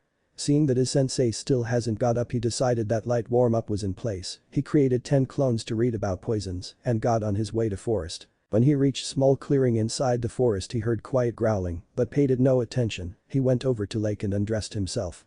Getting into the morning freezing water he started to swim to relax his muscles and warm his body properly. After getting enough of bathing he went out and dressed up once again, choosing to scout this forest he started running the opposite direction he came from and soon was lost in the beauty of nature. There were young trees reaching 10 meters everywhere, the forest life was slowly awaking from sleep and flowers were reacting to morning rays of sun, embracing it. He could see family of monkeys feeding their young ones and got a little sad at that thought. He always wanted family, but that was denied to him. He knew that he still loathed Konoha for it and he would never make family in there. There was one thing he knew for sure, and that was that he would like to have a female warrior by his side, woman with strong side in battle, but also woman who would soothe him when he felt sad, a woman to make him feel wanted. His eyes shed a little tear from all the thoughts he had, but he quickly wiped it away. Everything with time, he said to himself. He continued running and watching the magic of nature until he arrived on a large clearing. It was radiating a weird feeling, and Naruto felt excited by it. Walking right through the clearing, he noticed 20 or so pairs of eyes watching him. Those eyes were animals. He didn't know the species, but he knew the look in them. It was that of predator watching his prey. There was absolute silence. If the pin would fall, you would hear it. It was definitely calm before the storm, Naruto thought. He closed his eyes and set himself into a relaxed stance, focusing chakra into his ears to have better perception. He calmly waited for predator to strike. Suddenly a deafening roar echoed through the clearing, and 24 lions started to run for the blonde. Naruto, hearing the roar, opened his eyes to reveal a fully matured Sharingan spinning calmly. Watching the lions charge, he decided that blood wouldn't go well with this beautiful clearing. Fishing through his pouch, he finds the tag he is looking for and places it on the ground. He then bent lowly and with chakra flowing through his legs jump high into air. When lions arrive on the place their prey stood, they look up and snarl at him. He only smiles back and hold his hands in monkey seal while muttering Fuinjutsu. Electric discharge, the effect was immediate. Electricity sparked around the tag and coursed through 20 lions, making their world go black. Remaining 4 snarled at the blonde once again and rushed over to him to avenge their pack. Naruto stationed himself into a stance and with burst of speed sent other 2 lions into dreamland. The other 2 weren't much better as they got hit by hilt of Naruto's sword. Naruto, satisfied with his handiwork, dusted his hands and was about to walk off. This was however interrupted as another deafening roar echoed around him and lion, size of the toad boss, jumped right in front of him. Behind him 10 lions of different sizes went to check on their downed pack. Naruto, seeing this, prepared to summon Gamabunta. He was however interrupted by the giant lion snorting. "I haven't come here to fight you, Gaki. I was just saving my pack, but seeing that you hurt them, maybe I should kill you." The lion boss was amazed that this boy managed to stay calm, even though he was facing one of the strongest bosses in the world. "I believe that it is your pack you should blame. They have attacked me unprovoked, and I decided that taking care of them would be a good idea," Naruto said, slowly fighting with boss in staring contest. One of the checking lions roared something, and the boss nodded its head. He turned to Naruto. "I see that they are not even hurt. It takes a lot of skills to defeat even the youngest lions without killing them. Would you be interested in bearing the lion contact?" The boss asked casually. Naruto was a little taken aback by this, and his hand went up to his chin, setting into a thinking position. He thought about it and there was slight catch. "What if I have another contract? What will happen with it?" The lion boss looked straight into his eye and said, "You can have as many contracts as you want, it doesn't really matter. But with us there is a catch. When our clan contract has a bear, we want him to fight with us and not others. You may have 2, but we will be your main." Naruto was thinking on this for a while. Toads weren't well suited for his styles. He was aggressive and unpredictable, almost like lions. "So, what is the test?" Naruto decided that lions were contract he would like to have. The boss smirked at the boy's intelligence and answered in his booming voice, "There are 3. One is to have chakra capacity big enough to summon me. I believe that will not be a problem with you, as I feel that your chakra reserves are pretty big. The second condition is to learn sage chakra within our clan, and the third is to defeat our pack. Seeing as you have already accomplished 2 of them and the remaining will be done due to time, you can sign our contract." He finished, and next to Naruto puffed lion big enough to equal Naruto with scroll in its mouth. Naruto took it and signed it. Just as he was about to stand up, the contract holder bit him hard into his forearm. He held in the pain, and after it subsided, he could see new tattoo adorning his right limb. He smiled and thanked to the boss. He then bid him goodbye and said that he will call them soon. With that he ran off, heading towards his tent. The old lion let out a sigh and started talking. "I could sense that this boy is very powerful. Future of our clan is in good hands," and with a nod of his brethrens, they all left in large puff of smoke. Back in the camp, Jiraiya was getting restless. That Gaki just ran off and he couldn't find him. There were 10 clones reading something about poisons, but they wouldn't even budge no matter what he did. Seeing that he had time, he sat on a stone near their tents and started to think about jutsus he would teach his young charge. Wind release wasn't his element, but he could do it. In fact, it was his 3rd best element. He as the Sannin thought that knowing all of the 5 elements would be good, so on his traveling he learned all of them. He unfortunately had problem with lighting, and when he used C-rank ninjutsu, it used same amount of chakra like his A-rank fire jutsu, and what was even worse, the effect was more like tickling than any real damage. Heading back to his wind jutsus, he thought that wind release great breakthrough would do well for Naruto. Even though it's C-rank, it's basically the simplest jutsu, just exhale the wind chakra. Yes, that would do. Seeing blonde mop of hair, he shot up and started yelling, "Where were you, Brad? You kept me waiting." Naruto just sweat dropped because it was actually Jiraiya that kept him waiting, as he was running only because Jiraiya overslept. Shrugging, he apologized even if he didn't mean it. So, what will be the first technique on our list, Hiro-sensei? Jiraiya once again turned red from anger at the nickname, but soon let it go. Well, I thought that wind release.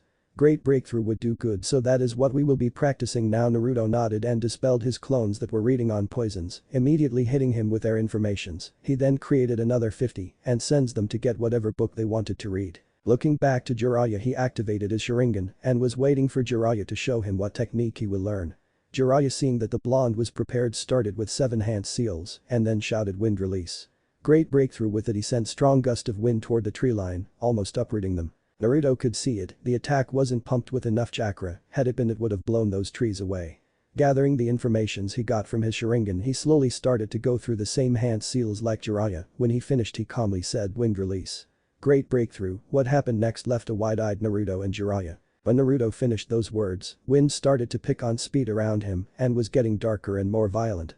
Naruto, not sensing this, sent his wind attack towards the tree line. The result was devastating. Every tree in the vicinity was blown off and the clearing looked like tornado tore through it. Both Jiraiya and Naruto could say only 2 words: holy shit. He was running for his dear life. His mind was barely registering the events unfolding around him. He didn't know how it happened. He was so confused. Flashback. He was silently sitting near the lake, enjoying the scenery before him. There were beautiful flowers all around the clearing, and the silence was sometimes interrupted by a crash of wave.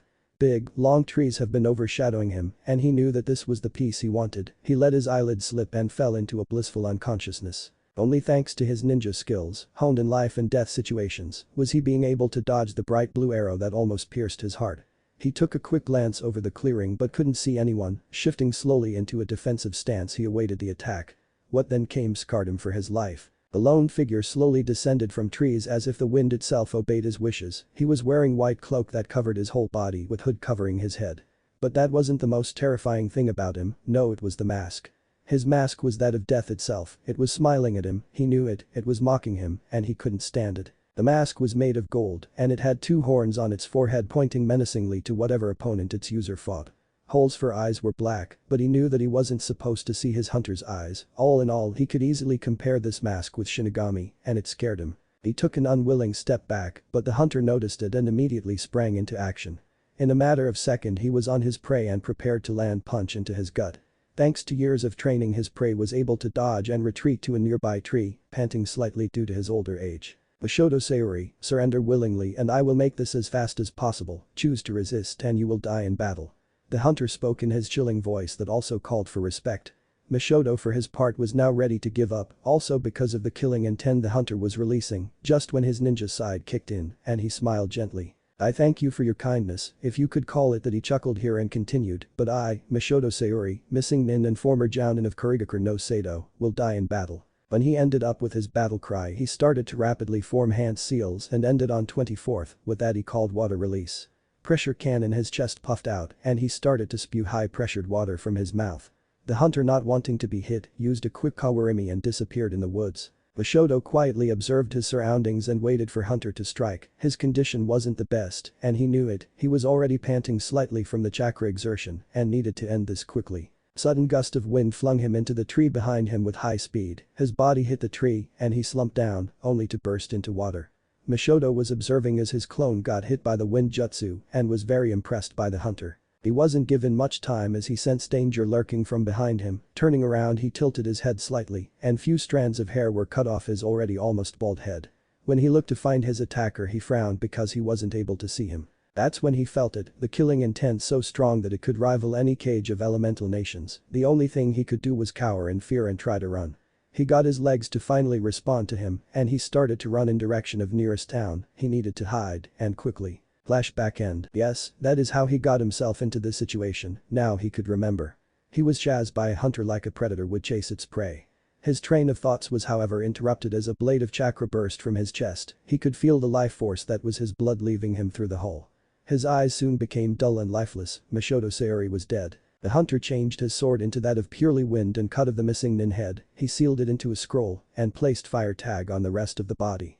He jumped onto the tree tops and with snake seal activated the tag. It glowed lightly and then burst into red flames, consuming the body it was placed upon.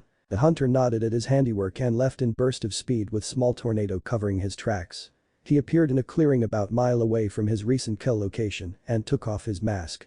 It revealed a young-looking boy with blonde hair that spiked in every direction, 3 whisker marks on each cheek and eyes so blue that they would have put ocean to shame. This boy was none other than Uzumaki Naruto, jailer of the Kyuubi no Kitsune and apprentice of Jiraiya of the Sannin. His mouth formed a small smile at his next successful kill, and that he will be able to move on another of the Kurigakure missing nins. He flared his chakra a little, and in few seconds there was a puff of smoke, only to reveal none other than Jiraiya of the Sannin, the Toad Sage. "So, how was your hunt?" Jiraiya smiled slightly at his godson, he could tell that Naruto warmed up to him a lot. These days, they both talked to each other about normal day occurrence, they were smiling together, and Jiraiya once even convinced him to go to peep with him. That of course ended as disaster when Naruto intentionally used wind to push him into women baths. He could still feel his body protest when he moved in direction of bathhouses. The part he liked most, however, was when Naruto got thanked by women for saving them from pervert. He always got a bit of a nosebleed when he thought about it. All the girls in bath allowed Naruto to stay with them, as long as he didn't act perverted, and even let him see some nice views. After that he couldn't find Naruto, so he went back to the camp. 2 days later Naruto came back, a big grin plastered on his face that faded quickly when he realized that the pervert will bother him about it. He never told Jiraiya what happened those 2 nights. "It went very well, I have scared the man with my appearance, and then used my killing intent to set him off. When he was running I used my chakra blade to stab him through back," replied Naruto as calmly as ever. Jiraiya smiled again, and with a nod they both disappeared in their own shunshin. 2 days later, near Kurigakure no Sado, jumping through the trees, Naruto and Jiraiya quickly approaches the capital of water country, the Kurigakure no Sado. At the end of Naruto's training in water techniques, Jiraiya decided that fighting water users should prove useful, and so they departed to Kurigakure. They wanted to get their bounties for the missing nins they caught so far, and also get the new update of bingo books. Jiraiya also wanted to check out their bathrooms, but Naruto quickly reasoned with him that by rumors their new Mizukage was woman, and that had he been caught peeking, he would have been beaten to a pulp again. They arrived to the gates and guards stopped them. "Halt. State your identity and your business for visiting Kurigakure," said one of them, earning nods from the duo. Naruto handed them his and Jiraiya's fake pass, and they were let in. "Oh, can you show us Mizukage Tower on this map please?" asked Naruto when he turned around and pointed to the map he was holding in his right hand. The guards happily pointed to one of the largest buildings in the city. "This is it, just be respectful or you will end up pretty burned." When the guard said it, Naruto caught the second shudder at the thought. He thanked them and with Jiraiya continued on his way to the Mizukage Tower. They arrived to see building very familiar to that in Konoha, only with all shades of blue decorating it and big black kanji for water instead of fire. They have entered through the door and went over to secretary. After half an hour of bickering, they finally got the audience with Mizukage and waited 30 minutes before allowed in. Naruto with Jiraiya dropped the very advanced henge they were using, because it would do no good before Mizukage as she would feel it. Naruto put on his mask and they entered. Sitting behind the desk was a very beautiful woman. She had long, wavy russet hair that reached to her ankles. Her eyes were the most amazing ones Naruto ever saw. They were darker shade of green, and they were so beautiful, it was like looking into a clearing full of life and happiness. There was however one more thing, Naruto could see it, how could he not? She was suffering deep inside, he could see her loneliness, her want to have family, her want to be needed. Her lips were blue, probably due to her using blue lipstick. She had 2 round and firm breasts that made Jiraiya slightly drool, and wore blue kimono that perfectly fit to her curves. "What is it you need, strangers?" she asked in a tone that was so sweet but also held a warning to respect it. "We have come here to give you your missing nins and also get an updated bingo book." Naruto decided to respond. Her eyes widened slightly when she heard missing nins, they must be very skilled, she thought. "Okay, so who did you bring?" Her voice once again didn't betray anything, and her sweet voice sounded dangerous. Jiraiya nodded to Naruto, and he started to search his cloak. May could see his well-toned body, even though it was hidden by his Anbu-style armor. Looking at his skin, she could tell he was young, maybe 16, but his voice was very strong, and she had no doubt that he killed those missing nins. He finally found what he was looking for and threw it to the awaiting May. She scanned a scroll and then slowly unrolled it. There were 10 insignias of Kurigakure and named to each of them. "I know it is not much, but I have just now started to hunt missing nins from your village." Naruto spoke to May, who calmly nodded. On the inside, however, she was in turmoil. It wasn't good for village to have someone else than their hunter nins hunt their deserters. It meant losing money, and Kurigakure was after the civil war, they were poor. "You see, we don't want you to hunt them because we don't know you," she tried. She knew it was the lamest excuse she ever heard, but the girl can hope, can't she? This was where Jiraiya dug in. "Mizukage don't know, you don't have to lie to us. We know the Kurigakure is very poor right now, and that having hunter not from your village would for first, rob you of your remaining money and for second, make you look like you cannot even hunt your missing nins yourself." May looked at him intrigued how he knew the politics so well, maybe she could make him join her village. That is when she looked at him properly. He had white hair falling down to his mid-back, his eyes were black and had red lines under them. He was wearing mesh shirt and black pants with red vest on top of it. He was also wearing big scroll over his back and his boots were very strange. I think I know him, why can't I remember? That is when it hit her, the lecherous smile when he entered and ogled her, those white hair and red lines, she knew who this was. The bane of every woman enjoying bathhouses, the super pervert Jiraiya of the Sannin. Her eyes widened. What is he doing here? Why is he in my village? Should I warn every lady in town? No, he looked serious as those were thoughts running through the young Mizuki's head. She shook it off her and listened how the Toad Sannin continued.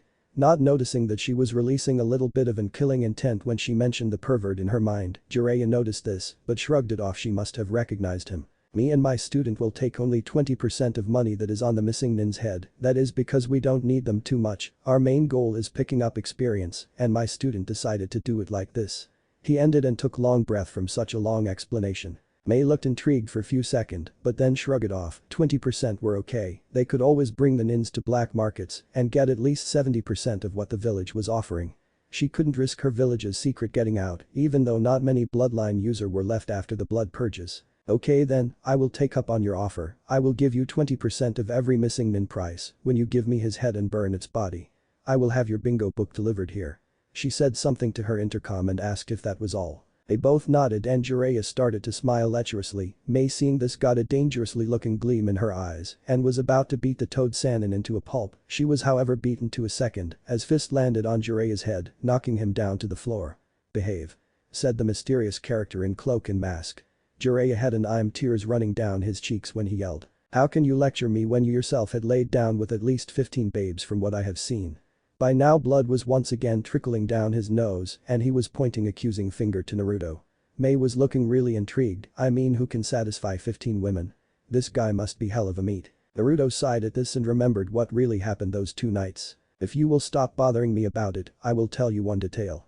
Said Naruto with sigh, there is one condition, if anything of what I will tell appears in your smut, you can say goodbye to your little friend. Jiraiya flinched visibly and May got a smile on her face. This guy is good, whatever woman has him must be pretty happy. I know I would be. Blood started to gather in her face as her mind was sending her unwanted images. Bad May. Bad girl. Stop it. She berated herself. Oh okay and Naruto, I promise to not use your informations in my greatest work ever.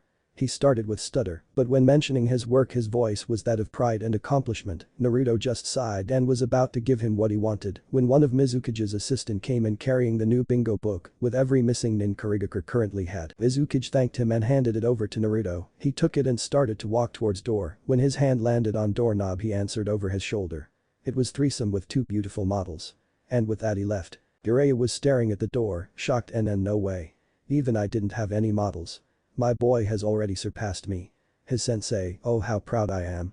Your father would be so proud, he. Jiraiya smiled and then began to reach for his notebook, totally forgetting about the goddamn Mizuki in the office, scribbling down the notes before he can forget them. He suddenly pales, huge killing intent wash over him, and when he turns around he is facing gigantic lava dragon. He yelps and jumps out of the office, followed by bullets of lava. Stupid pervert. Muttered May under her breath and went over to do the only everlasting enemy cages ever had paperwork. She thought about this mysterious hunter for a while, but then shrugged it. She would like to speak more to him. He looked like a fine guy. 2 days later, unknown place. So Naruto, who is your next target? Asked the white-haired man, otherwise known as the Toad Sage Jiraiya. Naruto was silent for a while and then answered. I believe that B-ranked missing nin Tajiro Kuretsuki will be the best I can start with. Jiraiya nodded at his choice and then asked if he knew where he was. There are some pointers about him being in Otakufu town, so I will start there. Jiraiya nodded once again and then bid Naruto his goodbye, saying he will go to do his research and meet with him 2 weeks later near waterfalls of Takigakure. Naruto nodded and bid him goodbye. As Naruto was jumping through the treetops he was wondering about his final stage of his Sharingan. He could clearly remember his talk with Kyuubi about it. Flashback. Naruto was training his water affinity when his mind started to wander around his newly acquired bloodline, the Sharingan. He knew few things about it, like it could cast Jinjutsu, and that it could copy everything that used hand signs to make it work. It could also see chakra network and other interesting stuff. What he didn't know about was the final stage. Naruto knew that it existed because Sasuke mentioned it in the middle of all fighting they have done. Hating to be left in dark about his abilities, he decided that it was in order to ask Kyuubi about it. Concentrating, he soon appeared in his mindscape soar. Quickly following the quiet growling, he soon reached Kyuubi's cage and waited for his tenant's dramatic entry. Soon two red eyes appeared followed by mouth dropping saliva somewhere that young blonde couldn't see. He once again shook his head for seeing this, but let it go, the fox was too stubborn to stop doing that. Greetings Kyubi, I have come here to ask you some question, do you feel like answering them? Asked a blonde with raised eyebrow. He knew that ordering the fox to do something was like saying it to do exactly the otherwise. Now when he wanted to know something he always tried to be polite and not pressuring. Most of the times it worked. The fox muttered something under its breath that Naruto couldn't hear, but he knew that the fox was annoyed with him. Okay fleshbag, what do you want? Definitely annoyed, thought Naruto as the fox's voice was dripping with annoyance. Opting to let it go he started to ask his question. You know, when I was fighting with Sasuke, he said something about final stage of Sharingan and that he will kill me for it, what did it meant? Kyubi sighed, he knew about it, but if he wanted Naruto to understand it, he had to give him a long explanation. Okay Naruto, find comfortable position because this will be a long explanation. Kyubi paused to let Naruto find his position. When Naruto sat cross-legged next to his cage, Kyubi continued okay then, we will start at ages long ago, it was the time of Rikido Sannin. Those times a monster far more powerful than me was grazing the earth, its nature was pure evil, it was destroying one village after another until one human faced it.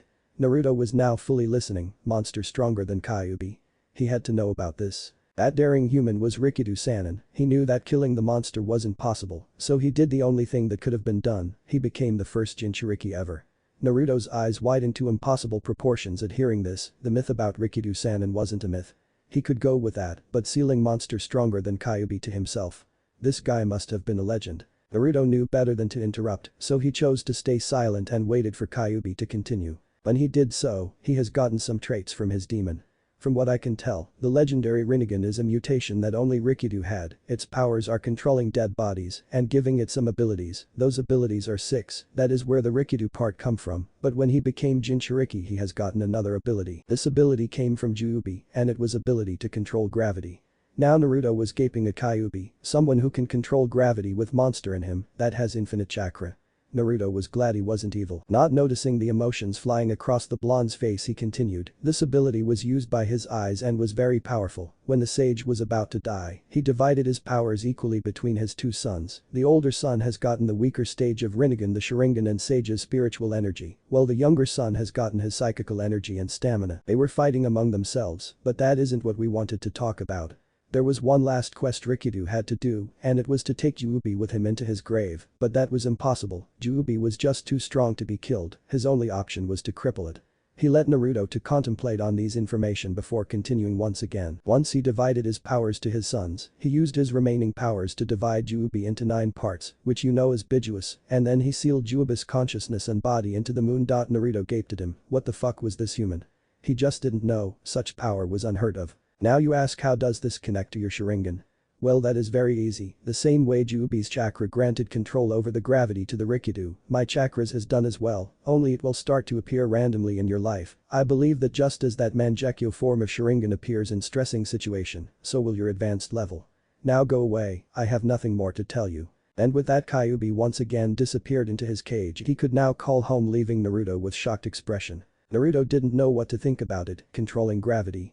That was really powerful ability, but a welcomed one, it will help him in reaching his goals like all others abilities he had gained so far. With that in mind he left his mindscape to further contemplate on his newfound capabilities. End of flashback. Arriving into the city, he was thinking about his options of hunting the missing nin. He decided, after 10 minutes he bit his thumb drawing a little of blood, he went through 5 hand seals and whispered summoning jutsu with that lion, sees of Naruto, appeared sitting on all 4. His mane was pure gold and he had long scar going through his eyes, it looked like long since healed and he used his eyes normally. What is it you need Naruto? He spoke in a deep voice, the blonde smiled. In this town he pointed over to the town before them should be one Jounin level chakra signature, can you sense it? The lion looked at him and nodded, he was much better at tracking with his nose, but he could also sense chakra pretty good, he was a sensor in the pride. Closing his eyes in concentration he started to feel the nature all around him, the trick was to feel nature around him and then distinguish the different but strong parts from it. After 5 minutes his eyes shot open and he turned over to Naruto, there are 5 Jounin level chakra signature, 2 are nearly tied with water and the rest are closely tied with earth, which do you want to track? Naruto opened bingo book and looked over to his target information, there it was, water affinity weapon expert, no bloodline. He created a clone and turned over to the lion we will go after the water users, tell my clone location of 1. The lion nodded and proceeded to do as he was ordered. When the clone was informed, he left in order to do his part. Naruto and lion, his name was Cho, left to go for the remaining chakra signature. Jumping through the rooftops, he and his animal partner couldn't find their target until they stumbled across a man taking nap within the tree crown. They have both silently observed him and found out that he was missing Nin from Kumagakure. Naruto shrugged, at least he won't have to find him when he starts with lighting missing Nins, creating clone. He wasn't about to make this long. His clone hinged into a beautiful woman he once saw and went over to the man who was still sleeping on the tree. Once he was just under the tree, he called out, "Sir. You wouldn't want to catch an illness up there," she called in a sweet voice. The man's eyes opened and he got a bit of a nosebleed seeing the beauty before him. His face turned into a lecherous smile and he answered, "Well, what is a beautiful girl like you doing here? I must use this to my own gain." The girl got scared and started to edge away, only for the missing Nin to embrace her from behind, his appendage hitting into her thigh. Her scared face suddenly twisted into smirk, and last thing the missing Nin heard were boom. "Geez, are all people pervert? I thought I will just wind him lightly and he dies within that explosion," Naruto said with a sweat drop. Cho thought the same as he couldn't understand people. The lions in pride were governed by the strongest, but they have never forced themselves on their females. Proceeding with cutting and sealing head, he placed the fire tag on the rest of body and activated it, now to his real goal. His clone dispelled, confirming the place and identity of his target. He moved fast and noiseless. Arriving to the side, he noticed a man was walking through a clearing. Naruto, seeing that he was now in open, ordered Cho to stay hidden and await for further signals. Cho nodded and left. Hope this one will be a challenge, he thought. Forming his bow, he changed the chakra in the arrow to that of wind and prepared to unleash it. Having the perfect opportunity, he stretched the string and then let the arrow go in high speeds with wind amplifying it. Kirin could only helplessly look as the arrow pierced his heart and he went down. Naruto up in the tree frowned. This was too easy. This guy's profile said he was dangerous and was soon to be promoted to A rank. Feeling the use of chakra, he was just in time to jump up in order to dodge 5 water bullets. Looking back, he could see the man in question with his hands forming another hand signs. Quickly looking for something to kawarimi with, he heard water release. Water spikes. He changed his position with log just as it was pierced by 5 water spikes made of water from the first attack. Looking around, Naruto quickly formed 5 clones and sent them to the man in order to gauge him while he formulated plan. After 1 minute, his clone was destroyed and sent him some memories of Taijutsu fight. Naruto could say it wasn't much. His clone and the missing Nin were fighting equally with Taijutsu, and then the man used a water jutsu to destroy it. Naruto was using his weights, so close fight was an option. He, however, wanted to copy some of the water jutsus, so he opted to go with range fighting. He ordered 1 clone he sought to appear in the middle of clearing while he found opponent. The clone appeared in the middle of clearing, unleashing small amount of killing intent to make the man do brash decisions. Naruto, looking around, caught sight of hands moving. With his Sharingan, he remembered the signs and then gauged the amount of used chakra. It was easily for A rank technique. The killing intent must have really scared him. Water release. Great waterfall technique, the missing Nin shouted, and out of a water left from previous techniques, great drilling whirlpool created, giving the clone no other choice than to face the technique head on. He was immediately dispelled from the force of it. Naruto processed his clone's memories and wanted to know more techniques. After all, this guy was well versed in ninjutsu, otherwise he sucked. Nodding over to another clone, he set himself into other tree to watch the show. Naruto's clone once again released his killing intent to make his opponent aware of its position. He decided that it was time to wind him more. Starting with hand sings, he ends on 6, then shouts wind release. Cutting wind's 20 thin blades made of compressed air heads towards the Kiri enemy. He starts to dodge them, but he is soon overwhelmed by the numbers. He ends up with 2 deep cuts on his legs and 4 cut burying deep inside his gut. His eyes start to get unfocused and he is losing consciousness, but he still has some pride left in him. Their eyes, and no way I am going to let you live, die.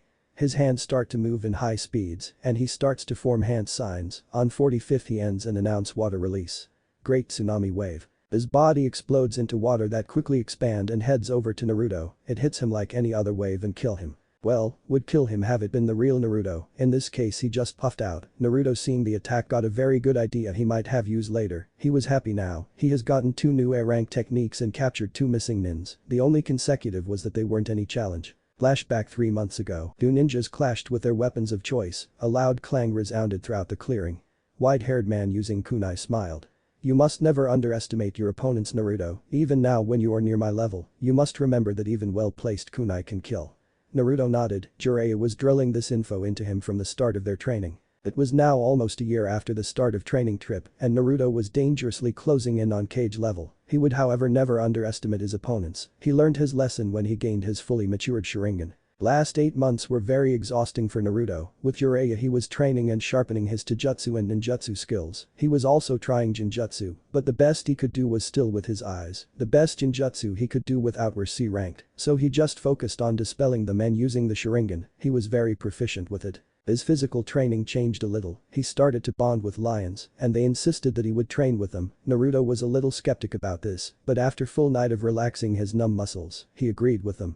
They were also teaching him their traditions and history. Naruto started to learn how to feel the nature energy, but it was hard. He was nowhere near able to gather it. He was also getting to know all of the lions. The pride was quite extensive and very powerful. From Naruto's point of view, they were at least just as strong as toads, but their main power was to attack and pack. His taijutsu skills bloomed under Jiraiya. He learned about 4 styles each with different specialization and was combining them when fighting, mixing it with Sharingan, and even Jiraiya was hard pressed against him. Still, even though he outspeeded the Toad Sage, he was having a hard time against his power and ability to predict his next moves. His ninjutsu was another story. His wind and water skills rose like mushrooms after the rain. In the ninja world he could be considered master, but he knew that he was far from reaching his full potential. He realized that his improved elemental chakra reached further than any other. When used correctly his wind was black and very fierce, B-rank techniques became A-rank and so on, but right now he was just at a tip of the iceberg. His water element was on the same level, and he could pull out low-ranked water jutsu just from the moisture of atmosphere. He vowed to reach his potential at the end of the 3rd year. His other skills rose as well, but not as much as those he trained. After all, even with multiple clone technique you cannot be everywhere. His train of thought was however interrupted as his summoning tattoo started to glow. In blink of an eye, he disappeared. Looking around, he could tell that he was in the land of lions. From his left few lions were nodding at him, and he nodded back. From his right the lion boss approached him. Naruto, I believe it is time to start your sage training. End of flashback. Naruto continued his travel through the tree as he was contemplating on his training so far. He was very satisfied. He could almost match the Toad Sannin, but he still needed an edge. Well, he still had over 2 years to reach it. His train of thoughts was once again interrupted as he was almost shaven in half by a big shark-looking sword. Landing on a tree branch, he noticed the shark-like features on his opponent. Long time no see, 9 tails.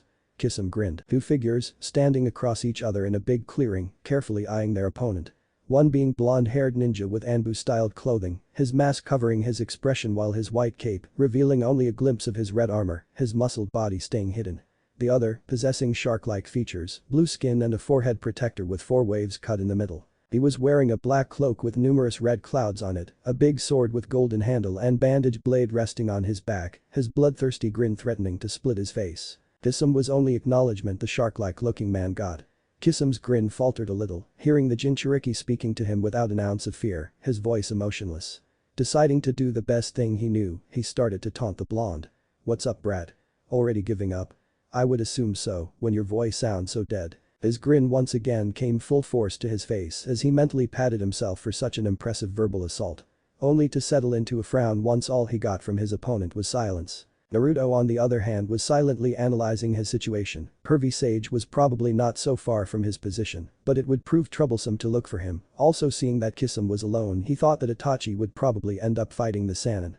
The only option left was to fight Kisum and retreat if the situation got dire. Pervy Sage should be able to handle Itachi, so he would come and help him after his fight. With his mind settled, Naruto steadily slid into his new taijutsu style, which was a mixture of his pursuit so far. His right hand stretched forward with its palm open, his left hand relaxed near his left hip in a half-tiger seal, while both of his knees were bent and right one was in the front. He also sent a little pulse of chakra into his eyes, silently activating his bloodline limit as to not alert his opponent. He also mulled over the fact that his gravity and restriction seals were still active, and with them his speed was hardly Jounin level, but he settled on fact that with them released in battle, he will gain one more surprise over Kisum. Also the fact that Kisum was ordered to capture him and not kill him was playing into his cards. Every preparation done, he waited for his opponent so the battle could start. Kisum didn't need to be told twice in order to go fight. His frowned face once again changed, this time into an expression of crazy bloodlust. He decided that he didn't need Samahata for this brat. He may have changed his attitude and clothing, but he couldn't be any better than a year and a half ago. Deciding to end this quickly, he charged straight on Naruto, his fist cocked backwards. His speed weren't that impressive as his massive size had been rather bulky and not so agile, but it still went over the Jounin level and could catch most of them off guard. Naruto wasn't the one of them. His reflexes and Sharingan allowed him to predict his opponent's easy movements, and he prepared to strike. Just as Kisum came into the striking position he threw hard but direct blow, sensing the victory from seeing the blonde staying still he didn't notice a shadow creeping up on him. His fist landed but didn't stop on the tough flash as Naruto burst into smoke, Kisum keeping his trajectory because of gravity, couldn't do anything as Naruto's palm landed a wind-enhanced blow into his back, sending him crashing few meters away. Naruto stood still, watching the result of his elemental taijutsu while being quite satisfied with himself. Kisum couldn't believe that the little brat tricked him, but now he paid for it, his cloak was shredded and his back hurt as hell, that hit must have injured his spine a little, he thought. Quickly grabbing Samehada he started to feel the pleasure of its chakra being injected into his body, healing the wound. Once again standing up, looking straight into his opponent's eyes he angrily shouted, "You are going down, brat. I shouldn't have underestimated you before, but now you are a dead man." Either Naruto didn't hear that, which was very unlikely due to the volume of Kisum's voice, or he simply chose to ignore the slightly crazed man. Seeing that Kisum chose to draw out his sword, Naruto calmly sent his left hand under his cape to recover plain white scroll, preparing to summon his mother's sword. Opening the scroll and biting his thumb, he smears the blood across it and a puff of smoke arises, indicating the release. Once the smoke cleared, a beautifully made katana was now resting in Naruto's right hand. Its hilt was black with a carved red snake along the handle, the guard was simple, yet it really fitted the sword, it was round and had a darker shade of red as its color, so dark that it actually perfectly blended with its black hilt. The blade in itself was only slightly curved at the tip and 3 feet long, its color once again darker shade of red, even though anyone could now recognize it as red. Naruto took his stand, with his legs positioned same as in his taijutsu style. His right hand however went up to his face, horizontally running along the ground with its tip pointing out at Kisum, while his left hand settled in the same position, with his hand outstretched and showing come on gesture at Kisum. Kisum growled at the Jinchuriki for taunting him and couldn't resist it, with Samehada prepared to strike, he quickly closed the gap between the two fighters, his strong arms making vertical slash towards the blonde teen. Naruto seeing Kisum's intentions clearly leaned to left and lashed out with his own strike, intending to puncture Kisum's leg to immobilize him. Kisum seeing this move grinned and used his sword as a standpoint while his momentum took him over it, making Naruto miss. "You've gotten better, brat, maybe this will be a challenge after all." Kisum once again let his mouth express the way he felt. Not one to await, Kisum once again charged.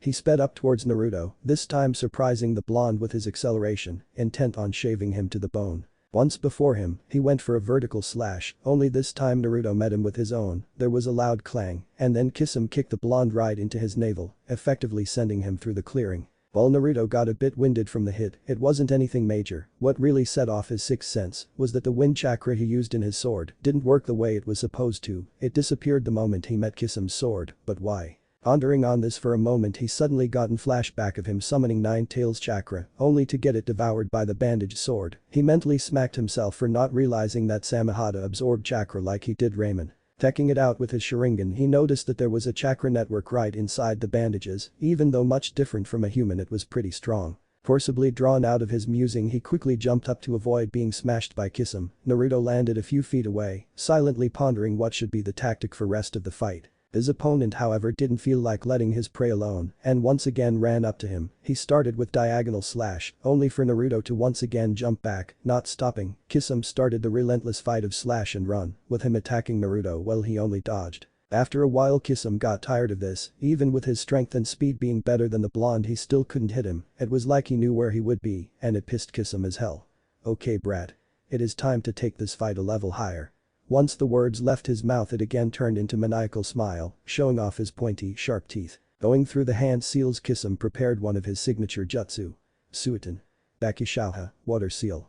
Aquatic shockwave, he started to spit loads and loads of water, forcing Naruto to take a shelter in the higher places, like trees. After only few seconds the clearing was completely flooded and the two shinobi were once again facing each other, this time on water. "This is my kingdom Jinchuriki, you should give up." Kisum once again taunted only to get no acknowledgement from his blonde opponent, irritating him to new levels. "I will tear that stupid mask off your face. You will bow to me, you insolent brat." His mind clouded with fury he started to once again move towards his opponent, however Naruto had other plans, crossing his fingers he called forth one shadow clone with just enough chakra to stall Kisum. The real Naruto then crossed his hands and started to concentrate. "What the hell are you thinking? That your little clone will kill me?" Laughed Kisum, seeing the action that his opponent has taken, not one to lose time, he engaged the clone in a full-out sword battle, clearly winning, but once again not able to hit his enemy. Naruto, using the time his clone offered him, started to slowly release his gravity seal as to get used to the normal gravity, even if little. Once that was done, he undone his restriction seal and stretched his legs to get a feeling into them. Seeing that his clone was still holding, albeit barely, his hands rested in a tiger seal ninpu. Misegakur no Jutsu, camouflage concealment, his figure slowly disappearing from sight. Kisame attacked with his sword, swinging from left to right only for the elusive clone to once again escape. Getting really frustrated, Kisame runs through 5 hand signs quickly and a spear of water pierces the clone from behind, making him go out in smoke. Kisame started to frantically turn around looking for his opponent, only to find the clearing submerged in water empty. "Where are you, brat? Ran away with your tail between your legs?" Once again Kisame taunted, trying to find out the hiding blonde as he knew that Naruto never gave up. Naruto, while hiding behind some trees that were exceptionally high, thought about some kind of plan. His opponent was very strong, and he suspected that even with his now low cage level speed, it would do little difference as Kisame was very good with his sword and getting near him would be suicide. Smiling to himself, he went through 20 hand signs and his hand landed right on top of his armor glowing blue with chakra. For a while intricate patterns appeared right where his hand touched, only for them to disappear a second later. Kisame smirked, he felt the slight chakra spike a while ago and now knew that his opponent was nearby. Unfastening his light weights near his ankles, he dropped them down and let them flow down the small lake he created, now calmly waiting for his opponent to appear, a concentrated look alien to his face. Naruto crept up on Kisame from behind, still using his jutsu, his sword poised to pierce his heart. He moved to strike, but he soon found himself eye to eye with Kisame, who was once again smiling gleefully while his sword blocked Naruto from progressing any further. "Thought you could creep up on me, didn't you, brat?" Kisame shouted right into his face, only for Naruto to chuckle and spin around using his sword for a vertical strike. Kisame, seeing that he was too slow with his big sword, ducked under the hit and shot up with his leg, trying to hit Naruto into his stomach. Naruto, seeing this, smirked, and while it seemed as if Kisame was going to land a hit, Naruto turned into water. Kisame, seeing this, wrote it off as substitution with water clone, while not noticing a single paper slowly descending toward the bottom of lake. His intuition told him to jump, and they were right, as if he wouldn't, his head would have been chopped off. Naruto, seeing that Kisame jumped, sealed his sword into a storage pattern on his right arm, while quickly going through several hand seals. Guatin. Datapa, wind release. Great breakthrough, adding more than necessary chakra. The wind has gotten even more furious, speeding towards Kisame while devastating the surroundings. Kisame, seeing this destructive attack, held Samehada in front of him, hoping to reduce the damage, but it was futile as he was sent a great distance away, his body heavily cut. Naruto allowed a small smile to grace his features, however it quickly disappeared as the Kisame he hit became water that blended with the lake it was pulled out of. His keen shinobi sense told him that Kisame used water clone as a decoy while preparing some kind of plan. Didn't think Fishface was one to think about the things he does, although this complicates the situation a bit. Hopefully I will be able to surprise him with my seals. Once again summoning his sword, he spun around parrying an attack that would have cleaved him in two. This got Naruto on defensive, and while he couldn't get Kisame off him tail, he successfully dodged or parried everything Kisame threw at him, but just as he was about to leap away from another attack, he slipped on some piece of wood flowing on the water under him. Kisame saw this and used this opportunity to strike. Hefting his sword upwards, a quick and strong slash across his target's legs was all that could be seen, but Naruto only burst in water. Erg, how can he manage to substitute himself so fast? He was surprised that he slipped. I know it, so how? And what is this odd light trickle of chakra that my Samehada always absorbs when he is about to be hit? Kisame thought. His opponent was much stronger and cunning than he expected, he may even push him to his limits. But Kisame grinned, no one could beat him in water, in there he was the king, and the triumph card he had was unbeatable. Not even Yagura in his prime could get out of there, unless he transformed into his Bijuu form fully and took Kisame by surprise. His musings were cut short as a sword stabbed right next to his head, cutting off strands of his hairs. That was close, thought Kisame, thanking his sense. However, this was no time to rest, as Naruto got suddenly aggressive in his fighting style, and Kisame started to dodge strikes left and right. Naruto, on the other hand, congratulated himself as Kisame just fell right into his trap. Naruto swung his sword horizontally across Kisame's midsection, only for him to duck, just as expected. Our blonde hero used the seals he has been inventing and substituted himself with water, leaving only a small paper to slowly descend towards the lake surface. Kisame panicked as he saw the blonde disappear, but he grunted in pain right afterwards, as through his hip came forth black sword. He quickly created a water clone and substituted himself. The damage wasn't small, but nothing Samehada couldn't really handle. The thing was that Kisame didn't know what the Jinchuriki did in order to get behind him. It was all a blur for him, and he couldn't even sense him. What kind of tricks are you playing, Uzumaki Naruto? Kisame thought, the wound already healed, as it only took few seconds to fully stitch together. Naruto didn't waste his time, he didn't want his opponent to analyze his attack, so he formed his favorite hand seals. Kage Bunshin no Jutsu, Shadow Clone Technique, 10 clones appeared by his side and circled Kisame. Naruto made a mental check.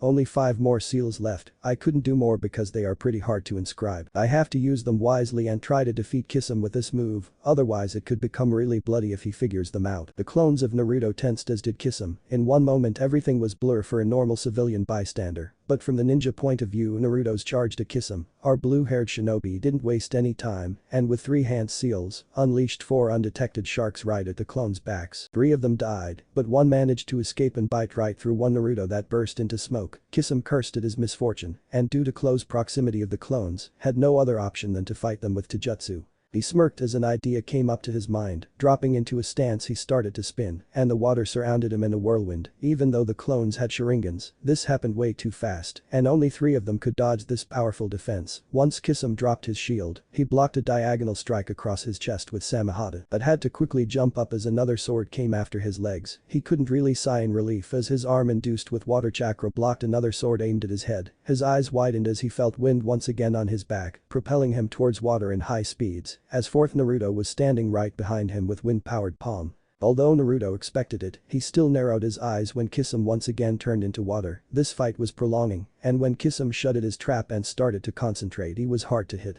One Naruto ducked only for the second to get his head cleaved off by Samehada. The remaining 3 clones jumped back and formed a triangle formation. Naruto gritted his teeth, even though the clones were not really taking anything out of him. He wanted to at least win Kisame with them, as every wasted chakra could mean his end later. He once again focused on his opponent and soon thought up a plan. His mind working overtime, he propelled himself with wind chakra against Kisame. The blue man was surprised by this by quickly shot up his sword up to his defense, once again engaging the man in sword fight. He let his clones watch and use any opportunity to step into the fight and kill Kisame. Meanwhile, Naruto was having upper hand in his fight. Even though Kisame was more experienced fighter, he couldn't match Naruto's speed and prediction abilities, so everything he could do was dodge and parry, which was slowly wearing him out, as dragging his big sword around was such a hard work. After few seconds, Kisame got lost in their sword fight. Naruto of course didn't think anything of honor. He was a ninja, so backstabbing was on daily plan for him. His clones used the distraction their original created and moved in for the kill. The swift jab by left one Kisame noticed, but he couldn't do any more than to once again parry it, but that is just what Naruto wanted. Using his other clone, he simultaneously attacked from both sides and pierced Kisame right through the stomach.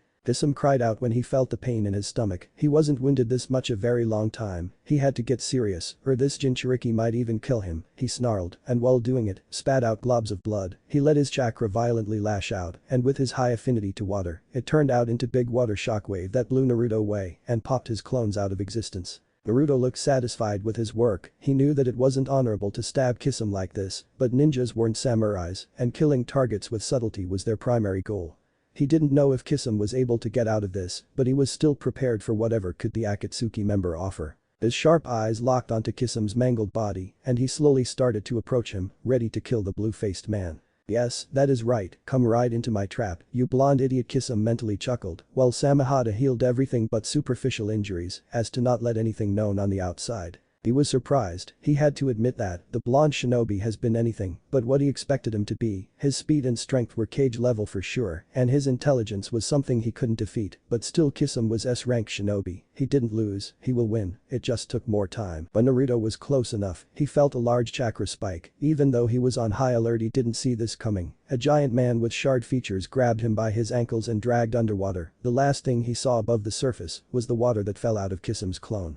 Kisame smiled. He got the blonde underwater and it was over. Nobody could beat him here. He swung his tail, intending to pierce the Jinchuriki through stomach and drain all of his remaining chakra, only for that damned water to once again substitute for the blonde. This couldn't be his work. He shouldn't be able to notice him in the water. That is when he saw the note. A small paper that explained everything and nothing at the same time.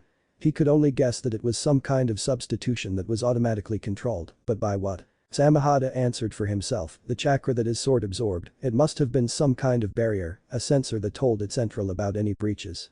So it was some kind of barrier, the paper obviously command center that created some kind of substitution when the barrier was breached. Kisame smirked in victory. "I figured out your little trick there, Uzumaki. It was pretty crafty, but now that I know about it, I can use it to my advantage." Naruto cursed. The concept about his technique was pretty simple. It used a space-time ninjutsu kawarimi. By creating a randomly generated rift in time-space, it allowed the water to freely course through the canal, while the user got transported on the other side. It was only a side effect that it took human shape, probably because the transformation was so fast the water kept shape of its previous occupant. The seal that was placed on his chest being some kind of mastermind that started the process every time the barrier got breached. Simple in theory yet pretty usable in fight, but now that Kisame knew about it, he couldn't use it anymore, as even he didn't know where he would appear, only that it was in 10-meter radius around the seal, and Kisame could easily use this to his advantage. "Now you have nowhere to run, my prey," spoke Kisame, being sure that no one could best him inside his ultimate water technique. What is he talking about? "I can easily swim away," thought Naruto, not understanding what Kisame was talking about. Deciding that water was indeed the shark man's territory, he quickly started to swim upwards. Kisame only smirked, the blonde didn't know yet.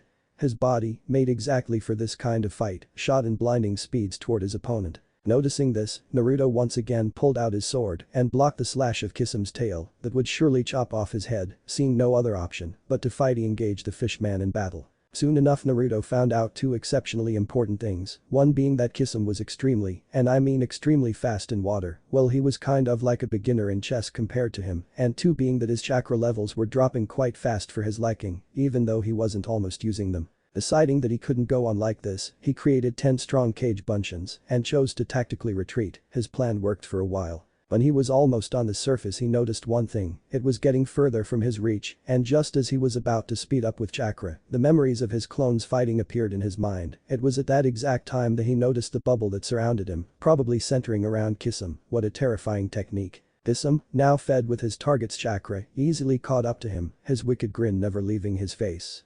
"Not so strong now, eh, Nine Tails?" He somehow spoke through the water, even though the distortion of his voice was obvious, Naruto could hear it. Naruto, quite tired by now because of the suction of his chakra, started to think rapidly. He didn't have many choices, either Jiraiya saved him or he saved himself, but how? His chakra levels were so low he couldn't use high-rank ninjutsu. "Don't forget about me, ninjin." A voice growled from the back of his mind. Kyuubi has been watching this fight, and although faintly impressed he saw that his container was about to lose. "Borrow my chakra and use it to rip this man." Not waiting for his container to agree, Kyuubi himself forced his chakra upon the Jinchuriki. Naruto could feel it, the power that came in the form of red chakra. He could also feel the bloodlust, the crazed want to taste blood, but he could still control himself. The water around him sucked the chakra out, but his output was enormous. Closing his eyes, just for one moment, he remembered Hiro-sanin. "Forgive me for using this, there is no other way," and with that thought his eyes snapped open, those blood-red eyes with slitted pupils and 3 black tomos, his hands forming hand seals in newfound speeds. Kisame seeing this was not about to let him attack, but he was too slow, not being able to get to his opponent before he finished. Wind style.